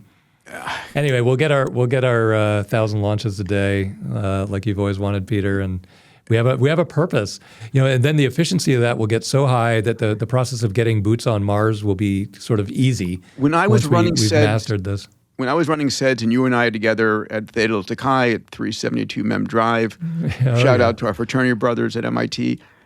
I was trying to come up with the rationale for why we should open up space. It was all of these very soft rationale of, Teflon and spin-outs and all of that. Never, ever in my life would I imagined it's going to be data centers, but here we are. Now, the contrarian view on this merger, by the way, is that that XAI is going to use SpaceX's cash flow to fund its massive build-out on the ground right now. Right, yeah. So it needs capital, and it's been raising. Right, so we just raised $20 billion into XAI 2 months ago. Other thoughts on this one? I view this not as product unification, but as learning velocity, because the speed at which the feedback loop between all these different elements now becomes unbelievable. Remember when I asked Elon, I said, you look like you're smarter since the time I've known you, 25, 26 years ago. And he said, really what it is my ability to apply the manufacturing at Tesla, now applying it to SpaceX, and the chips at XAI, applying them to Tesla. Yeah, you and Dave made this point a couple of pods ago, right? The fact that everything is connected, and he's turning Model S factories now into robot manufacturing. Factories. Amazing. Yeah, so sorry, go ahead. Go ahead, Alex. I'll just comment, if you read the SEC filings for this is the first time I've seen a government filing saying the express purpose is to achieve Kardashev level 2 civilization. Did it say that? Yes, it does. It says that. So, like, the Dyson swarm is hidden in plain sight. We're going to get to that article next. Next. All right. The first one here is in the Muskverse. Tesla is planning to spend $20 billion to support Elon's vision of the future. This is primarily to focus on AI, autonomy, autonomous vehicles, and robotics, right? Moving away from luxury vehicles. The Model S and Model X are purported to be going away. And it's really about building out what we see there, Dave. We saw the Cybercab manufacturing, and we saw 9.5 million square feet coming for Optimus manufacturing next year. Something like that. That's about right. Yep. So $20 billion here. I mean, the scope of this guy's genius and vision is off the scales. It's orders of magnitude. And here's the article that you were speaking to a moment ago. Let me tee it up and hand it back to you, Alex. SpaceX files plans for a Dyson swarm. A million-satellite orbital data center. So I cannot imagine being the guy at the FCC who receives this application for 1 million satellites. I remember back in the early 1990s when Iridium was filed. Iridium was 66 satellites. By the way, the original constellation for Iridium had 77 satellites, which is how many protons there are in Iridium. But then when it got reduced down to 66 satellites, they didn't want to rename it dysprosium, which is the number of protons in the 66 nucleus. Anyway, I thought 66 was insanely crazy. Oh my God, 66 satellite constellation. Then we've gone to 100,000. Now, we saw the Chinese put a filing in for 200,000. Not to be outdone, friend of the pod, Elon, says, nope, we're going for 1 million. And why stop at 1 million? Elon's already commenting Dr. Evil style about deploying 1 billion satellites on X. And I think this is going to happen. If you read the SEC filings, so this story about the Dyson swarm and the last story about the SpaceX XAI merger for $1.25 trillion and then the IPO of SpaceX this year, these stories are all obviously connected. We finally found a business model for space. It's to build the Dyson swarm. And in Elon's words, to turn our solar system into, his words, a sentient sun. That's the end game here. We're going to, again, barring some discoveries, which could take a variety of different forms. It could take the form of a demand shock, like we discover algorithmic efficiencies that mean we don't have to do it, or maybe we discover there's just less of a need to solve the grand problems of the universe, so we don't need to do it. But absent all of that, just straight line, we're on a trajectory to disassemble the solar system. We'll leave Earth alone. We'll leave the sun alone. We'll take apart the rest of the solar system, and we'll build our billion satellite Dyson swarm. Can we do Saturn the Earth had it last, coming. please? Can we keep the Earth for a little while as well? We're keeping the Earth. I mean, in some sense, in some sense, we don't have to. We can. We're all going to be multis of our we're own. In some sense, like if you read the tea leaves, in some sense, it's the community reactions to electricity prices being triggered by data centers on land that are in some sense forcing this business model into space anyway. So I think we keep the Earth, barring some left turn of civilization, and we just disassemble the other planets. What a week! What a week! God, we covered so much in the last 5 minutes here. We got to I'd like to just that a little bit. Recount a quick memory here. I remember speaking to SoftBank CEOs and presenting to them on group, and they were all going on about Masa's 300-year vision.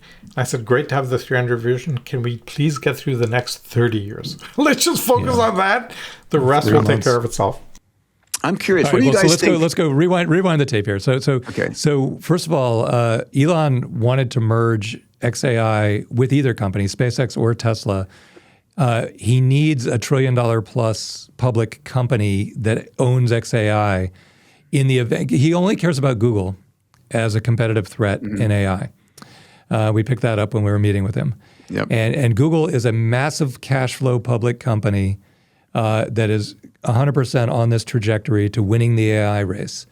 XAI is a cash burning thing that needed to be part of one or the other. So it ends up being SpaceX. Now, what you said earlier is right. He's going to use the cash flow and the market cap of a public SpaceX, $1 trillion plus valuation. What do you think, by the way, very soon? What do you expect the value will jump up to? Because every fund is going to own SpaceX in their portfolio. I mean, Grok 5 will be out right around the same time.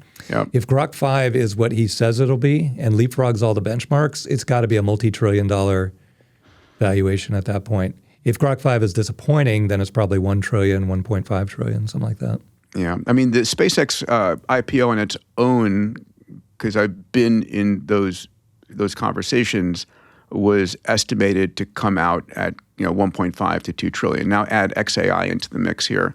So I'm guessing, hoping, right? I'm fully biased here, that it will exceed a $2 trillion valuation and be jockeying for position. The question is, would he ever merge it with Tesla as well, and sort of consolidate?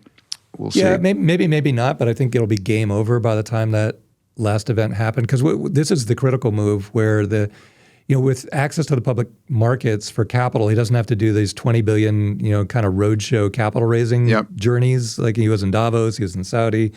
Now he can just tap into the public markets just like Google does. By the way, he's never had trouble raising capital. Every time he has put it out there, he's been overcommitted, right? Yeah, but totally right, and he's brilliant. But 10 billion, 20 billion roadshow, you can do that. This is going to be $1 trillion kind of war now, and he views it as Elon Muskoverse versus Google are the two horses in that race. Well, and versus OpenAI as well. He wants to. I mean, he wants to crush OpenAI. This is the starting gun for the Dyson swarm war. Google is going to, Google's already announced plans via Planet Labs to launch their own AI data centers in orbit. Google and every other frontier lab, I think, that wants to be competitive, every other hyperscaler is going to need to eventually, to the extent they want to remain vertically integrated, they're going to need to launch their own Dyson swarm as well. And launch them on SpaceX. Yeah, and so one other part of the story here that I'd love to tease apart. There are no alternatives to Starship, and I don't see anything under development. It takes a good 5 years. And even with AI in the mix and robots manufacturing, to get a system like Starship up and operating that's bringing the cost down by a factor of 100 doesn't happen overnight. And if we're talking about launching at least the first iteration of the Dyson swarm over the course of the next 3 to 5 years, Starship is the only game in town. Damn right. And that takes us back to the other link in this chain. We skipped right over it, which is, look, long before the majority of the compute is in space, the cash flow and the valuation of SpaceX is going to fund a massive terrestrial build out, buying every GPU possible and building Grok 5 and then beyond. But the move that matters before that is, will he build his own fabs successfully? Mm-hmm. That's the critical, because building the fabs on Earth. Yeah, he showed his cards, which he does. He's just so honest. He just says what's on his mind, whether he should be tipping his hand or not. But he's on that trajectory, and this is where Intel and other ways to build a new fab become critical, because those are also going to need to move into space if you're going to get scale.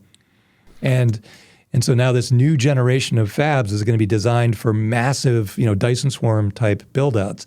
And so if he successfully builds that component, I'm sure Google's working on it too, quietly. They're very secretive about it.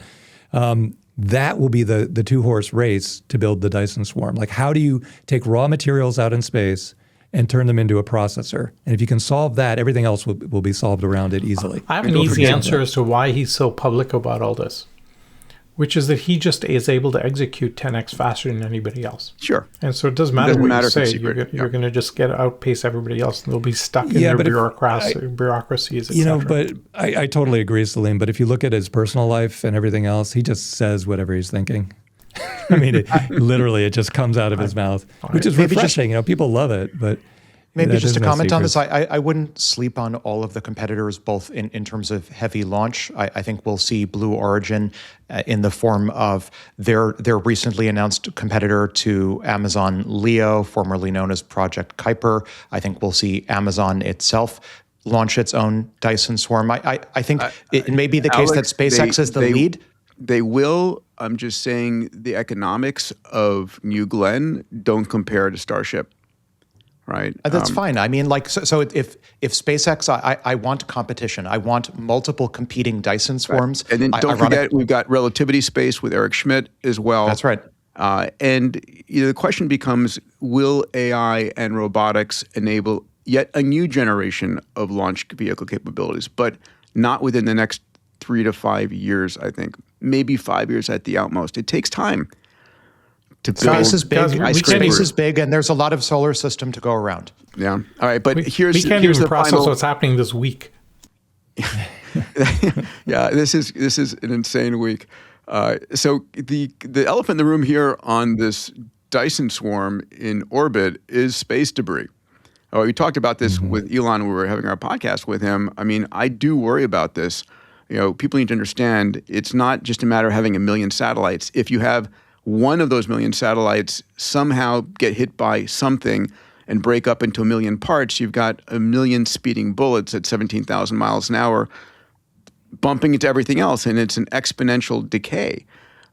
So we're going to need attention to that pretty soon. This is solvable. SpaceX just announced, I'm not sure whether we're covering it here, but SpaceX launched a free for operators space situational awareness platform, sharing all of their trajectory tracks on low Earth orbit entities.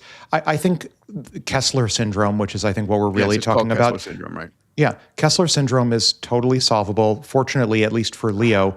In the event that Kessler syndrome actually happened, again, I'm still traumatized by the movie Gravity. Hate that movie. I hate that movie. I would say, yeah, I would say we have an atmosphere, fortunately, and we'd get past Kessler syndrome after a few years. The challenge is if China, in a defensive move, uses an anti-satellite weapon, it gets very bad very fast.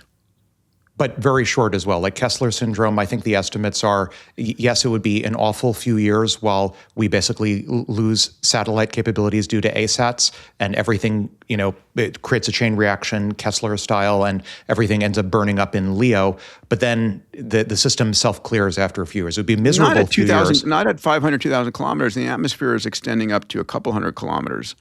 But decay from 500 kilometers can take centuries. We're losing time debating AI personhood, which I think. Okay, come on, let's move on past this. You're absolutely right. Thank you. Okay, let's get to the real meat. I had to just post this article here. So Elon's prediction on what might be the world's most valuable company. His quote: "The biggest company in 10 years could be valued as high as $100 trillion." Reminder: NVIDIA is at $5 trillion. Google is at 3 trillion, 100 trillion. Is that inflation or is that value creation, gentlemen? Yeah, that's not as bold a prediction as it might seem, because we're at 5 trillion already. Inflation adjusted, you're maybe at close to 10 trillion. So 10 trillion versus 100, is a company going to be 10 times more valuable 10 years in the future? That's way past AGI. Either the metrics are irrelevant at that point, in which case no one will look at this slide, or we're still using the same metrics, in which case this should be kind of a layup. I think it's a low bar. I agree with Dave. That's 100 trillion is a low bar. All right. Yeah. Gents, I'm going to move us to our first live debate here on Moonshots. I'm going to sort of soften it, Alex, as you and I discussed, and have it as a conversation versus a debate, though I would love if everybody listening here gave us your thoughts. Who won here? It's going to be AWG and PhD on one side, and DB2 and Salim on the other. It's entirely plausible for our side to be right and still lose a debate to you two guys. Of course. So just so the audience is aware of that. Yeah, and let's have no winners, no losers. The goal is to elicit truth. Okay. I like that because I feel like you're going to all right, that's on us. Totally fine as long as we win. All right. So I'm gonna tee up 2 videos. This is from one of my, listen, I love the Star Trek original series. I also love Next Generation. This is season 2, episode 9. It's an episode called "The Measure of a Man." You're gonna see Captain Picard, Data, and Guinan in this. Let's listen up, and then we'll get into our conversation. What's required for sentience? Intelligence, self-awareness, consciousness. Prove to the court that I am sentient. This is absurd. We all know you're sentient. So I am sentient, but Commander Data is not. That's right. Uh-huh. Why? Why am I sentient? Well, you are self-aware. Ah, that's the second of your criteria. Let's deal with the first, intelligence. Is Commander Data intelligent? Yes. It has the ability to learn and understand and to cope with new situations. Like this hearing, yes. What about self-awareness? What does that mean? Why am I self-aware? Because you are conscious of your existence and actions. You are aware of yourself and your own ego. Commander Data, what are you doing now? I'm taking part in a legal hearing to determine my rights and status. Am I a person or property? And what's at stake? My right to choose. Beautifully done. I mean, the writers of Star Trek are just extraordinary. All right, let's go to our second video here. Well, consider that in the history of many worlds, there have always been disposable creatures. They do the dirty work. They do the work that no one else wants to do because it's too difficult or too hazardous. And an army of data is all disposable. You don't have to think about their welfare. You don't think about how they feel. Whole generations of disposable people. He's talking about slavery. I think that's a little harsh. I don't think that's a little harsh. I think that's the truth. Gentlemen, that's our tee up here. Should AI be given rights? A bank account. I'm going to take off these slides and let's have a conversation here. Who wants to open? Actually, let me open with one thing, which is some definitions of personhood. My son Jet just actually did this debate in his class before we had any of these conversations about this episode today. He did it about a month ago in a symposium. And I'm going to read out some of the definitions of personhood. So there's a legal definition. Personhood is the status of being recognized by law as an entity with rights, duties, and legal standing.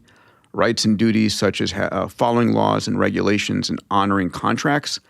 A few of the famous philosophical definitions, John Locke said a person is a thinking, intelligent being that has reason and reflection and can consider itself as itself, the same thinking thing in different times and places. Immanuel Kant said a person is a rational agent with intrinsic moral worth or dignity. Who wants to open? All right, I'll raise you. Go for it, Dave. You Go ahead, Dave. Dave, you're first. Well, look, I'll start by saying that in Star Trek, Brett Spiner and Jean-Luc Picard are actors played by humans. Data is an actor played by a human. Patrick Stewart, by the way. Patrick Stewart, sorry. They put Data at grave risk on a shuttle all the time. They beam him down to planets, and you fear for Data's life. They never deploy 10,000 of them, or 1 million of them, or 1 billion. Yet they're in grave danger. Yet they don't just replicate Data 1 billion times and create a massive army of Datas, which would immediately solve most of their problems. They also don't have a version of it that they're not worried about.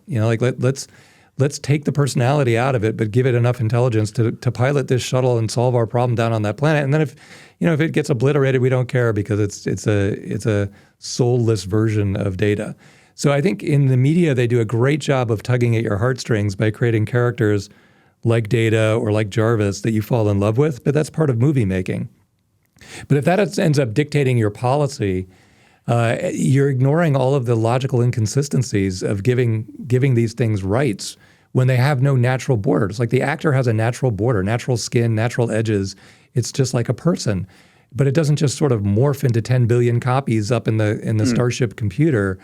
And then merge personalities with 1,000 others. And so it's a danger all those issue things here. make it. Yeah.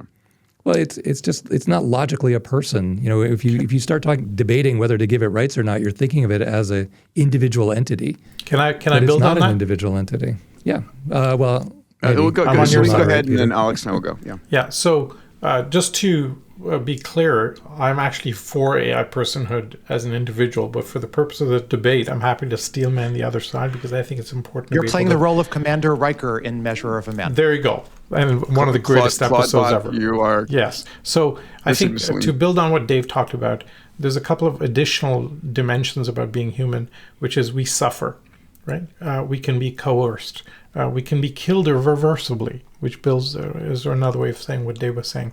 Whereas AIs can be copied, paused, they can be reset, they can be forked. They don't appear to experience irreversible harm. They don't face existential vulnerability in the same human sense.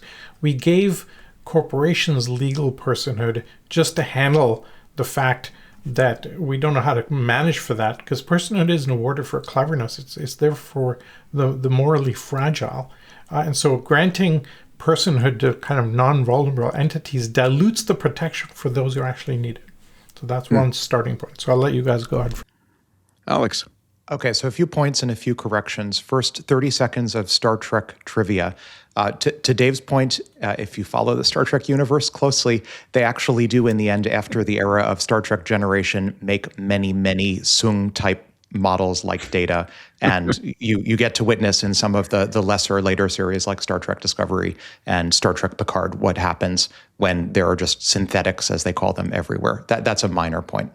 The major point, I want to actually, if I can, expand this discussion/debate from just AI personhood good and versus AI personhood bad to a broader discussion on two dimensions. One, I don't think whatever we as a civilization decide vis-a-vis AI personhood is going to be limited to AIs. I think it will apply to non-human animals. I think it will apply to uplifted non-human animals. I think it will apply to cryopreserved humans who are then brought back. I think it will apply to uploaded human minds. I think it will apply to collective intelligences. If we ever make contact, formal contact with non-human intelligences, I think it'll apply to non-human intelligences. I think it'll apply to future corporations and limited liability companies where we have approximately half a millennium of history of personhood there in various forms. It'll apply to so many different types of intelligence and entity. It's important how we scope and judge the precedent and the framework for what a person is. That's point one, to broaden the discussion. Point two, I think the binarization of it's either a person or it's not is an oversimplification. And I think we have enough history, a half millennium, with corporate personhood, 500 years plus, and then more recently, at least in the US, with escalated privileges, rights and privileges for corporate persons in the form of the Citizens United decision, and many, many others that's very US-centric. We have like South American countries granting personhood to rivers and other non-human entities. I think this binary classification of an entity being a person or not is a radical oversimplification. And I would argue the framework we need to move to is multifaceted and multidimensional. So I had a conversation over the past few days anticipating this discussion with a strong AI and asked it what its views. Of course, like AI is strong enough now to have its own views on AI personhood. And it laid out a framework that I agree with that basically is a multidimensional framework that breaks down personhood. It's much more general than just AI personhood into at least 6 dimensions. I'll read them quickly and then pause. One is sentience. And of course, any given entity can vary on sort of a parametric 60 plot. Sentience, which is its valenced experience. So does it have a capacity for subjective feeling? That's 1. 2, agency. Does it have the ability to pursue goals and act purposefully? 3, identity. Does it maintain a continuity of self-concept over time? 4, communication. Does it have the ability to communicate consent? And does it have the ability to express and understand agreement? 5, divisibility, which Dave and others here we were touching on earlier. Does it have the ability to resist fragmentation or the ability to copy and merge itself? And 6, power. Does it have impact on external systems, and does it therefore cause externalities and risk? And so this is not my framework. I won't take credit for this. This is a strong AI models framework for how we should think about AI personhood going forward as a multidimensional framework. And as a result, some entities, maybe weaker frontier models, will be higher according to this multidimensional framework than humans on some dimensions, weaker than others.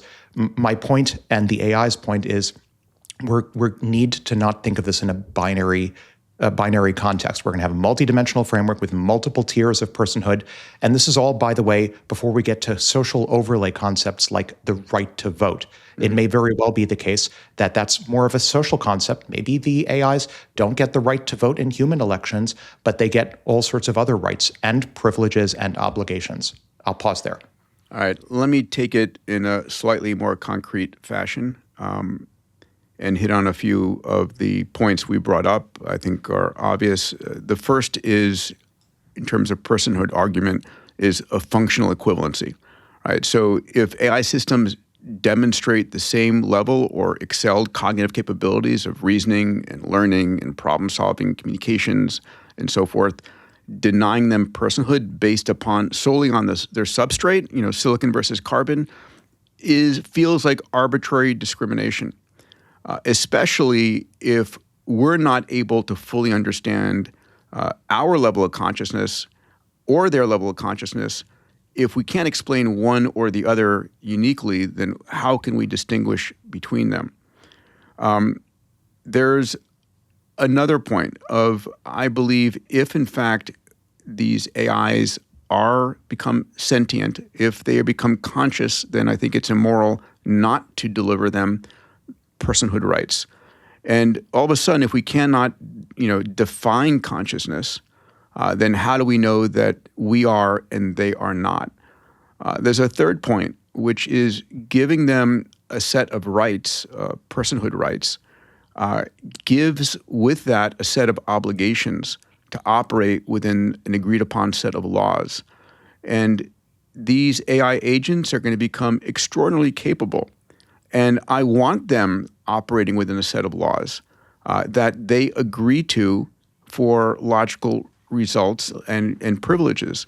So I think we're at risk as they become much more capable to interact together and with society and with individuals, not to give them some legal structure and rights.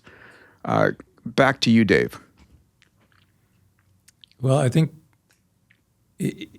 one thing I'd say for sure is you don't want to go through any one-way doors if you don't have to. And I'm sure you could say, well, look, that's not realistic. We're going through many one-way doors in the next year, and there's nothing you can do about it. But one of the worst one-way doors you could go through is to say, I'm going to give these things rights if they can demonstrate equivalent sentient capabilities to a human, they should have equivalent rights. That would include the right to vote.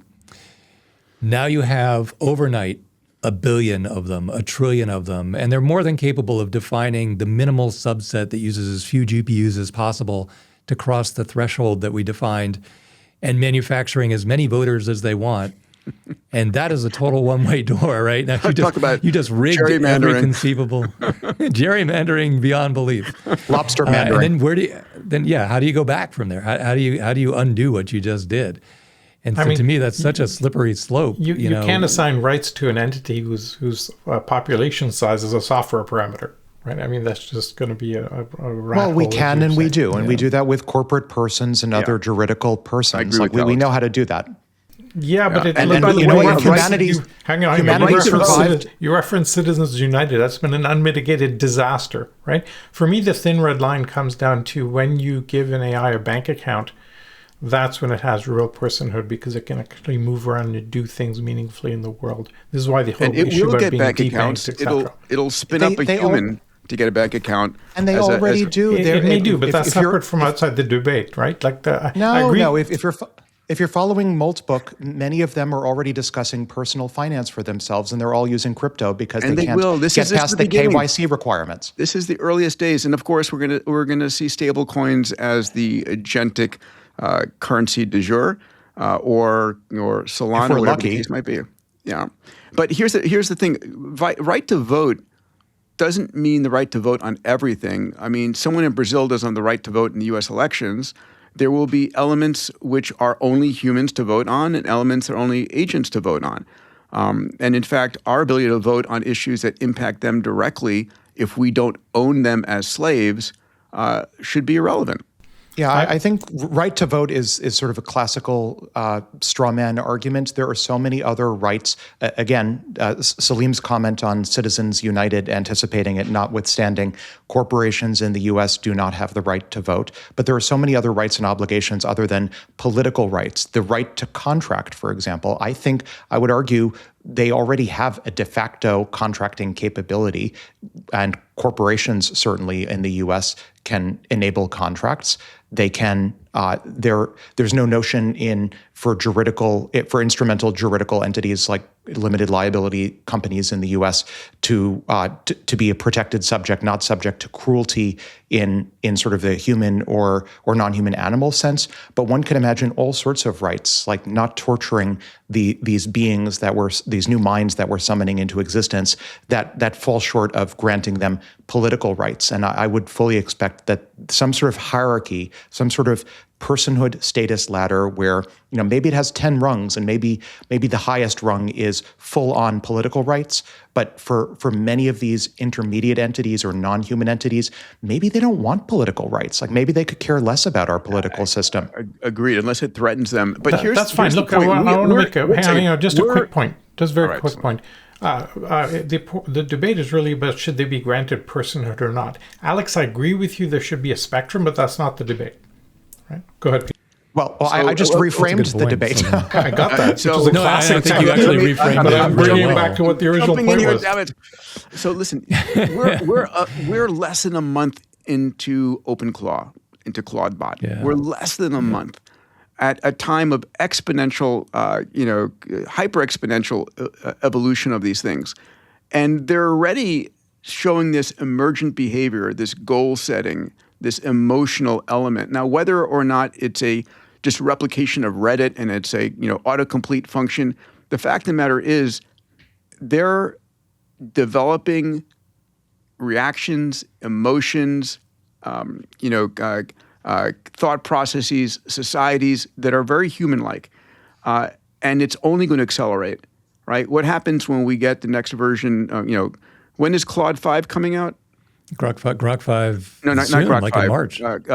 Opus, is it Opus 5 that's coming out? It's Sonnet 5, and it may have come out while we were recording. I haven't been paying attention to the news. Imminently. Yeah, I mean, so it's an insane period of hyper-evolution, and this version of agentic AI is going to ride on top of that wave. That's fine. And it's going to become indistinguishable. Can I repeat? Can I respond now? Yeah. Okay, I have 2 points to make. Okay, first, the first is the consciousness problem. Okay, so right now when you say personhood, really what we're really talking about is consciousness. And we don't give personhood to dolphins. Hang on, we don't give personhood to dolphins or dogs or other things because we essentially go with this thing around that. And that's also not true. Just hang on, let me finish, then you can make your point. I think a dolphin is conscious. We can't distinguish that between the consciousness and perfect imitation.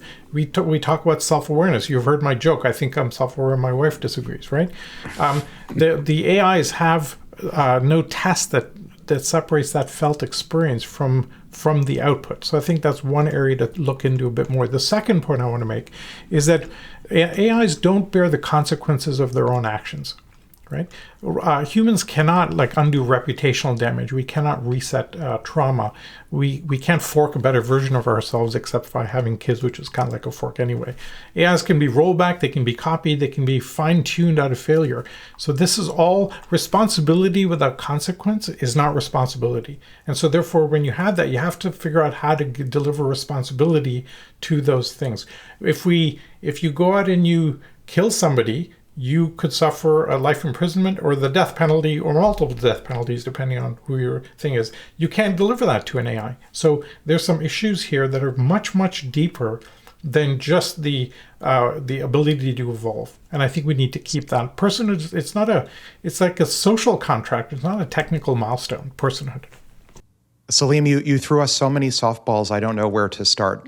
So with the non-human animals, first of all, they have, in the U.S., certainly in Europe and elsewhere in the world, many rights that under which they are treated as de facto persons subject. The language in moral philosophy would be they're treated as moral patients within the moral circle of the law. They have all sorts of rights and protections.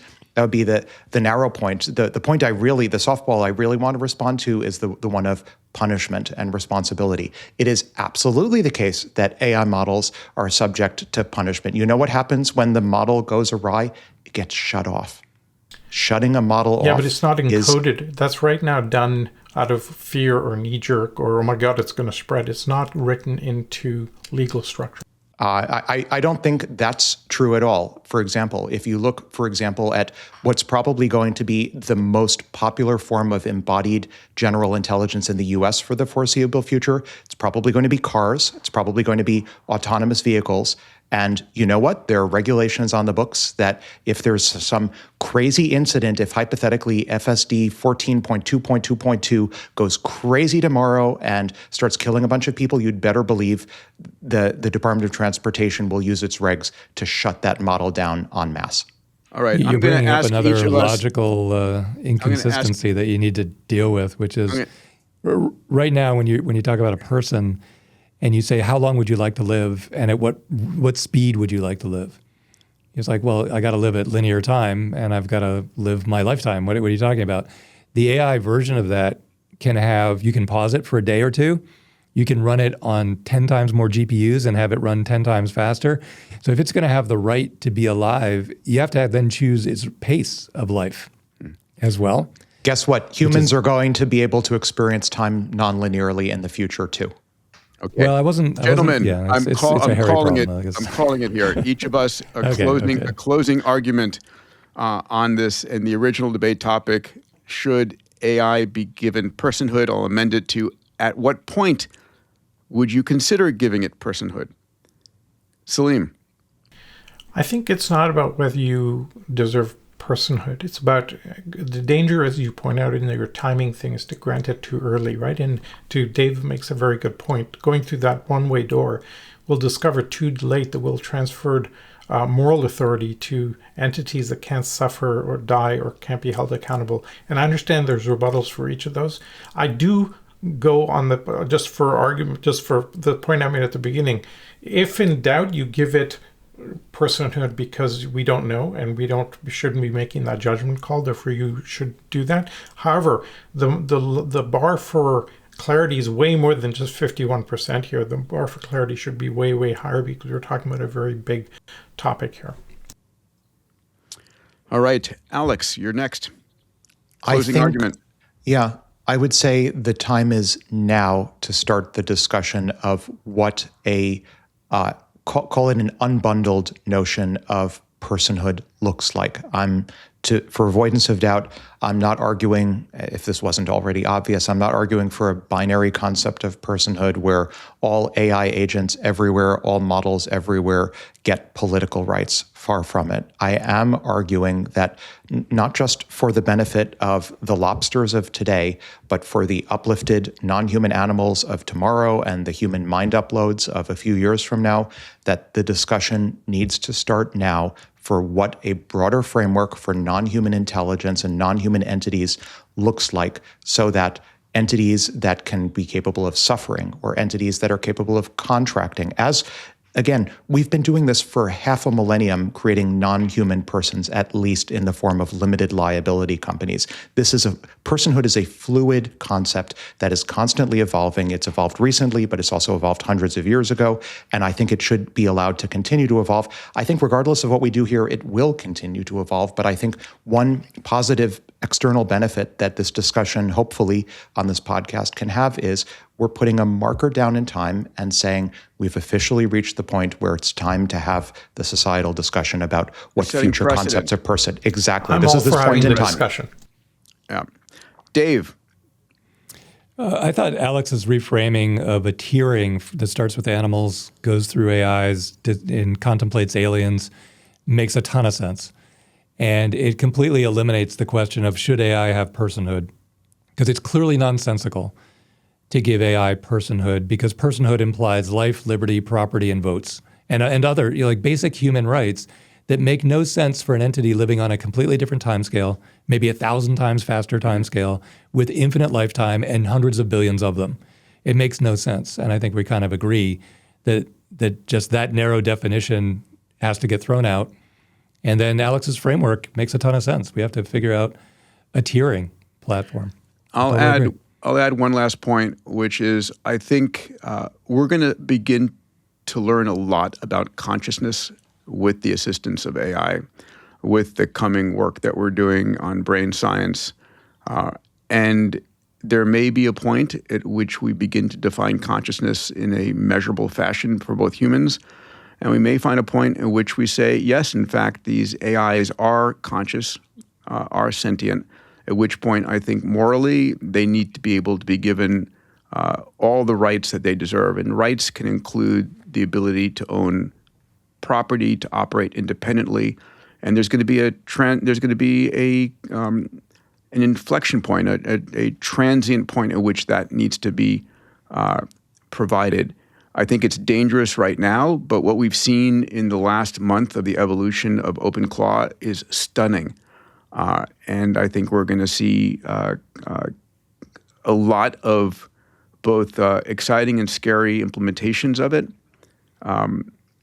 And I think there's also a potential that these agentic systems are going to claim their own rights, claim ownership, claim bank accounts, claim legal standings. We've seen this already, and I think it's going to accelerate, 1,000-fold over the next couple of years. So we need to get out ahead of it, I think, is the most important thing, and not let it happen to us. So thank you, gentlemen. Please, in the comments, tell us what you thought of this debate. Did you enjoy it? Was it too slow? Would you like us to debate other subjects? And tell us where you come out on this.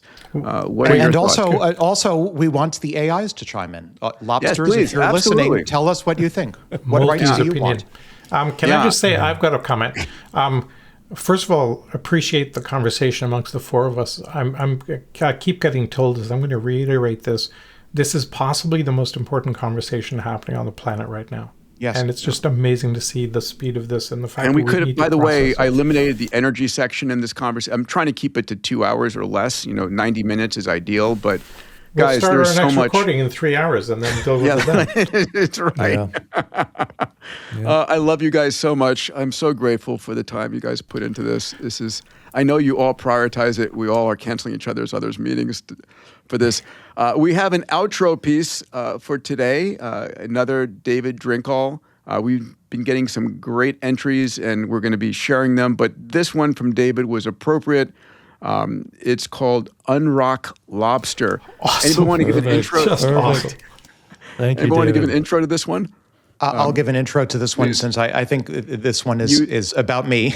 Yes, you stimulated it. Or inspired by my story, I guess. I could not have picked and did not pick a more perfect outro song here. This is a song by David, thank you, David, about acausal trades, dealing with personhood for non-human animals, dealing with non-human animal rights, and dealing with the possibility that, again, following the golden rule, maybe more folks should consider vegetarianism in light of superintelligence, given that if we don't want the superintelligence to treat us poorly, we probably, going back to the personhood discussion, probably we should, some of us, consider how we treat perhaps less capable entities that are nonetheless capable of subjective experience and Do unto subjective others, suffering. baby. Do unto others, which, Yeah. by the way, is... I won't go there. Golden rule. All right, let's listen to the video. All right, get ready for a fun conversation over song. Right. Third grade kid with a question too deep. Why do we boil them while they try to sleep? If a bigger thing comes and opens its jaws, will it show me mercy or break my bones? I'm not a hero, just hedging my bets. One small promise I won't forget. I won't eat meat in case I'm eating golden rule running through the years. I hope they recall I chose to be kind back when the choice was all mine.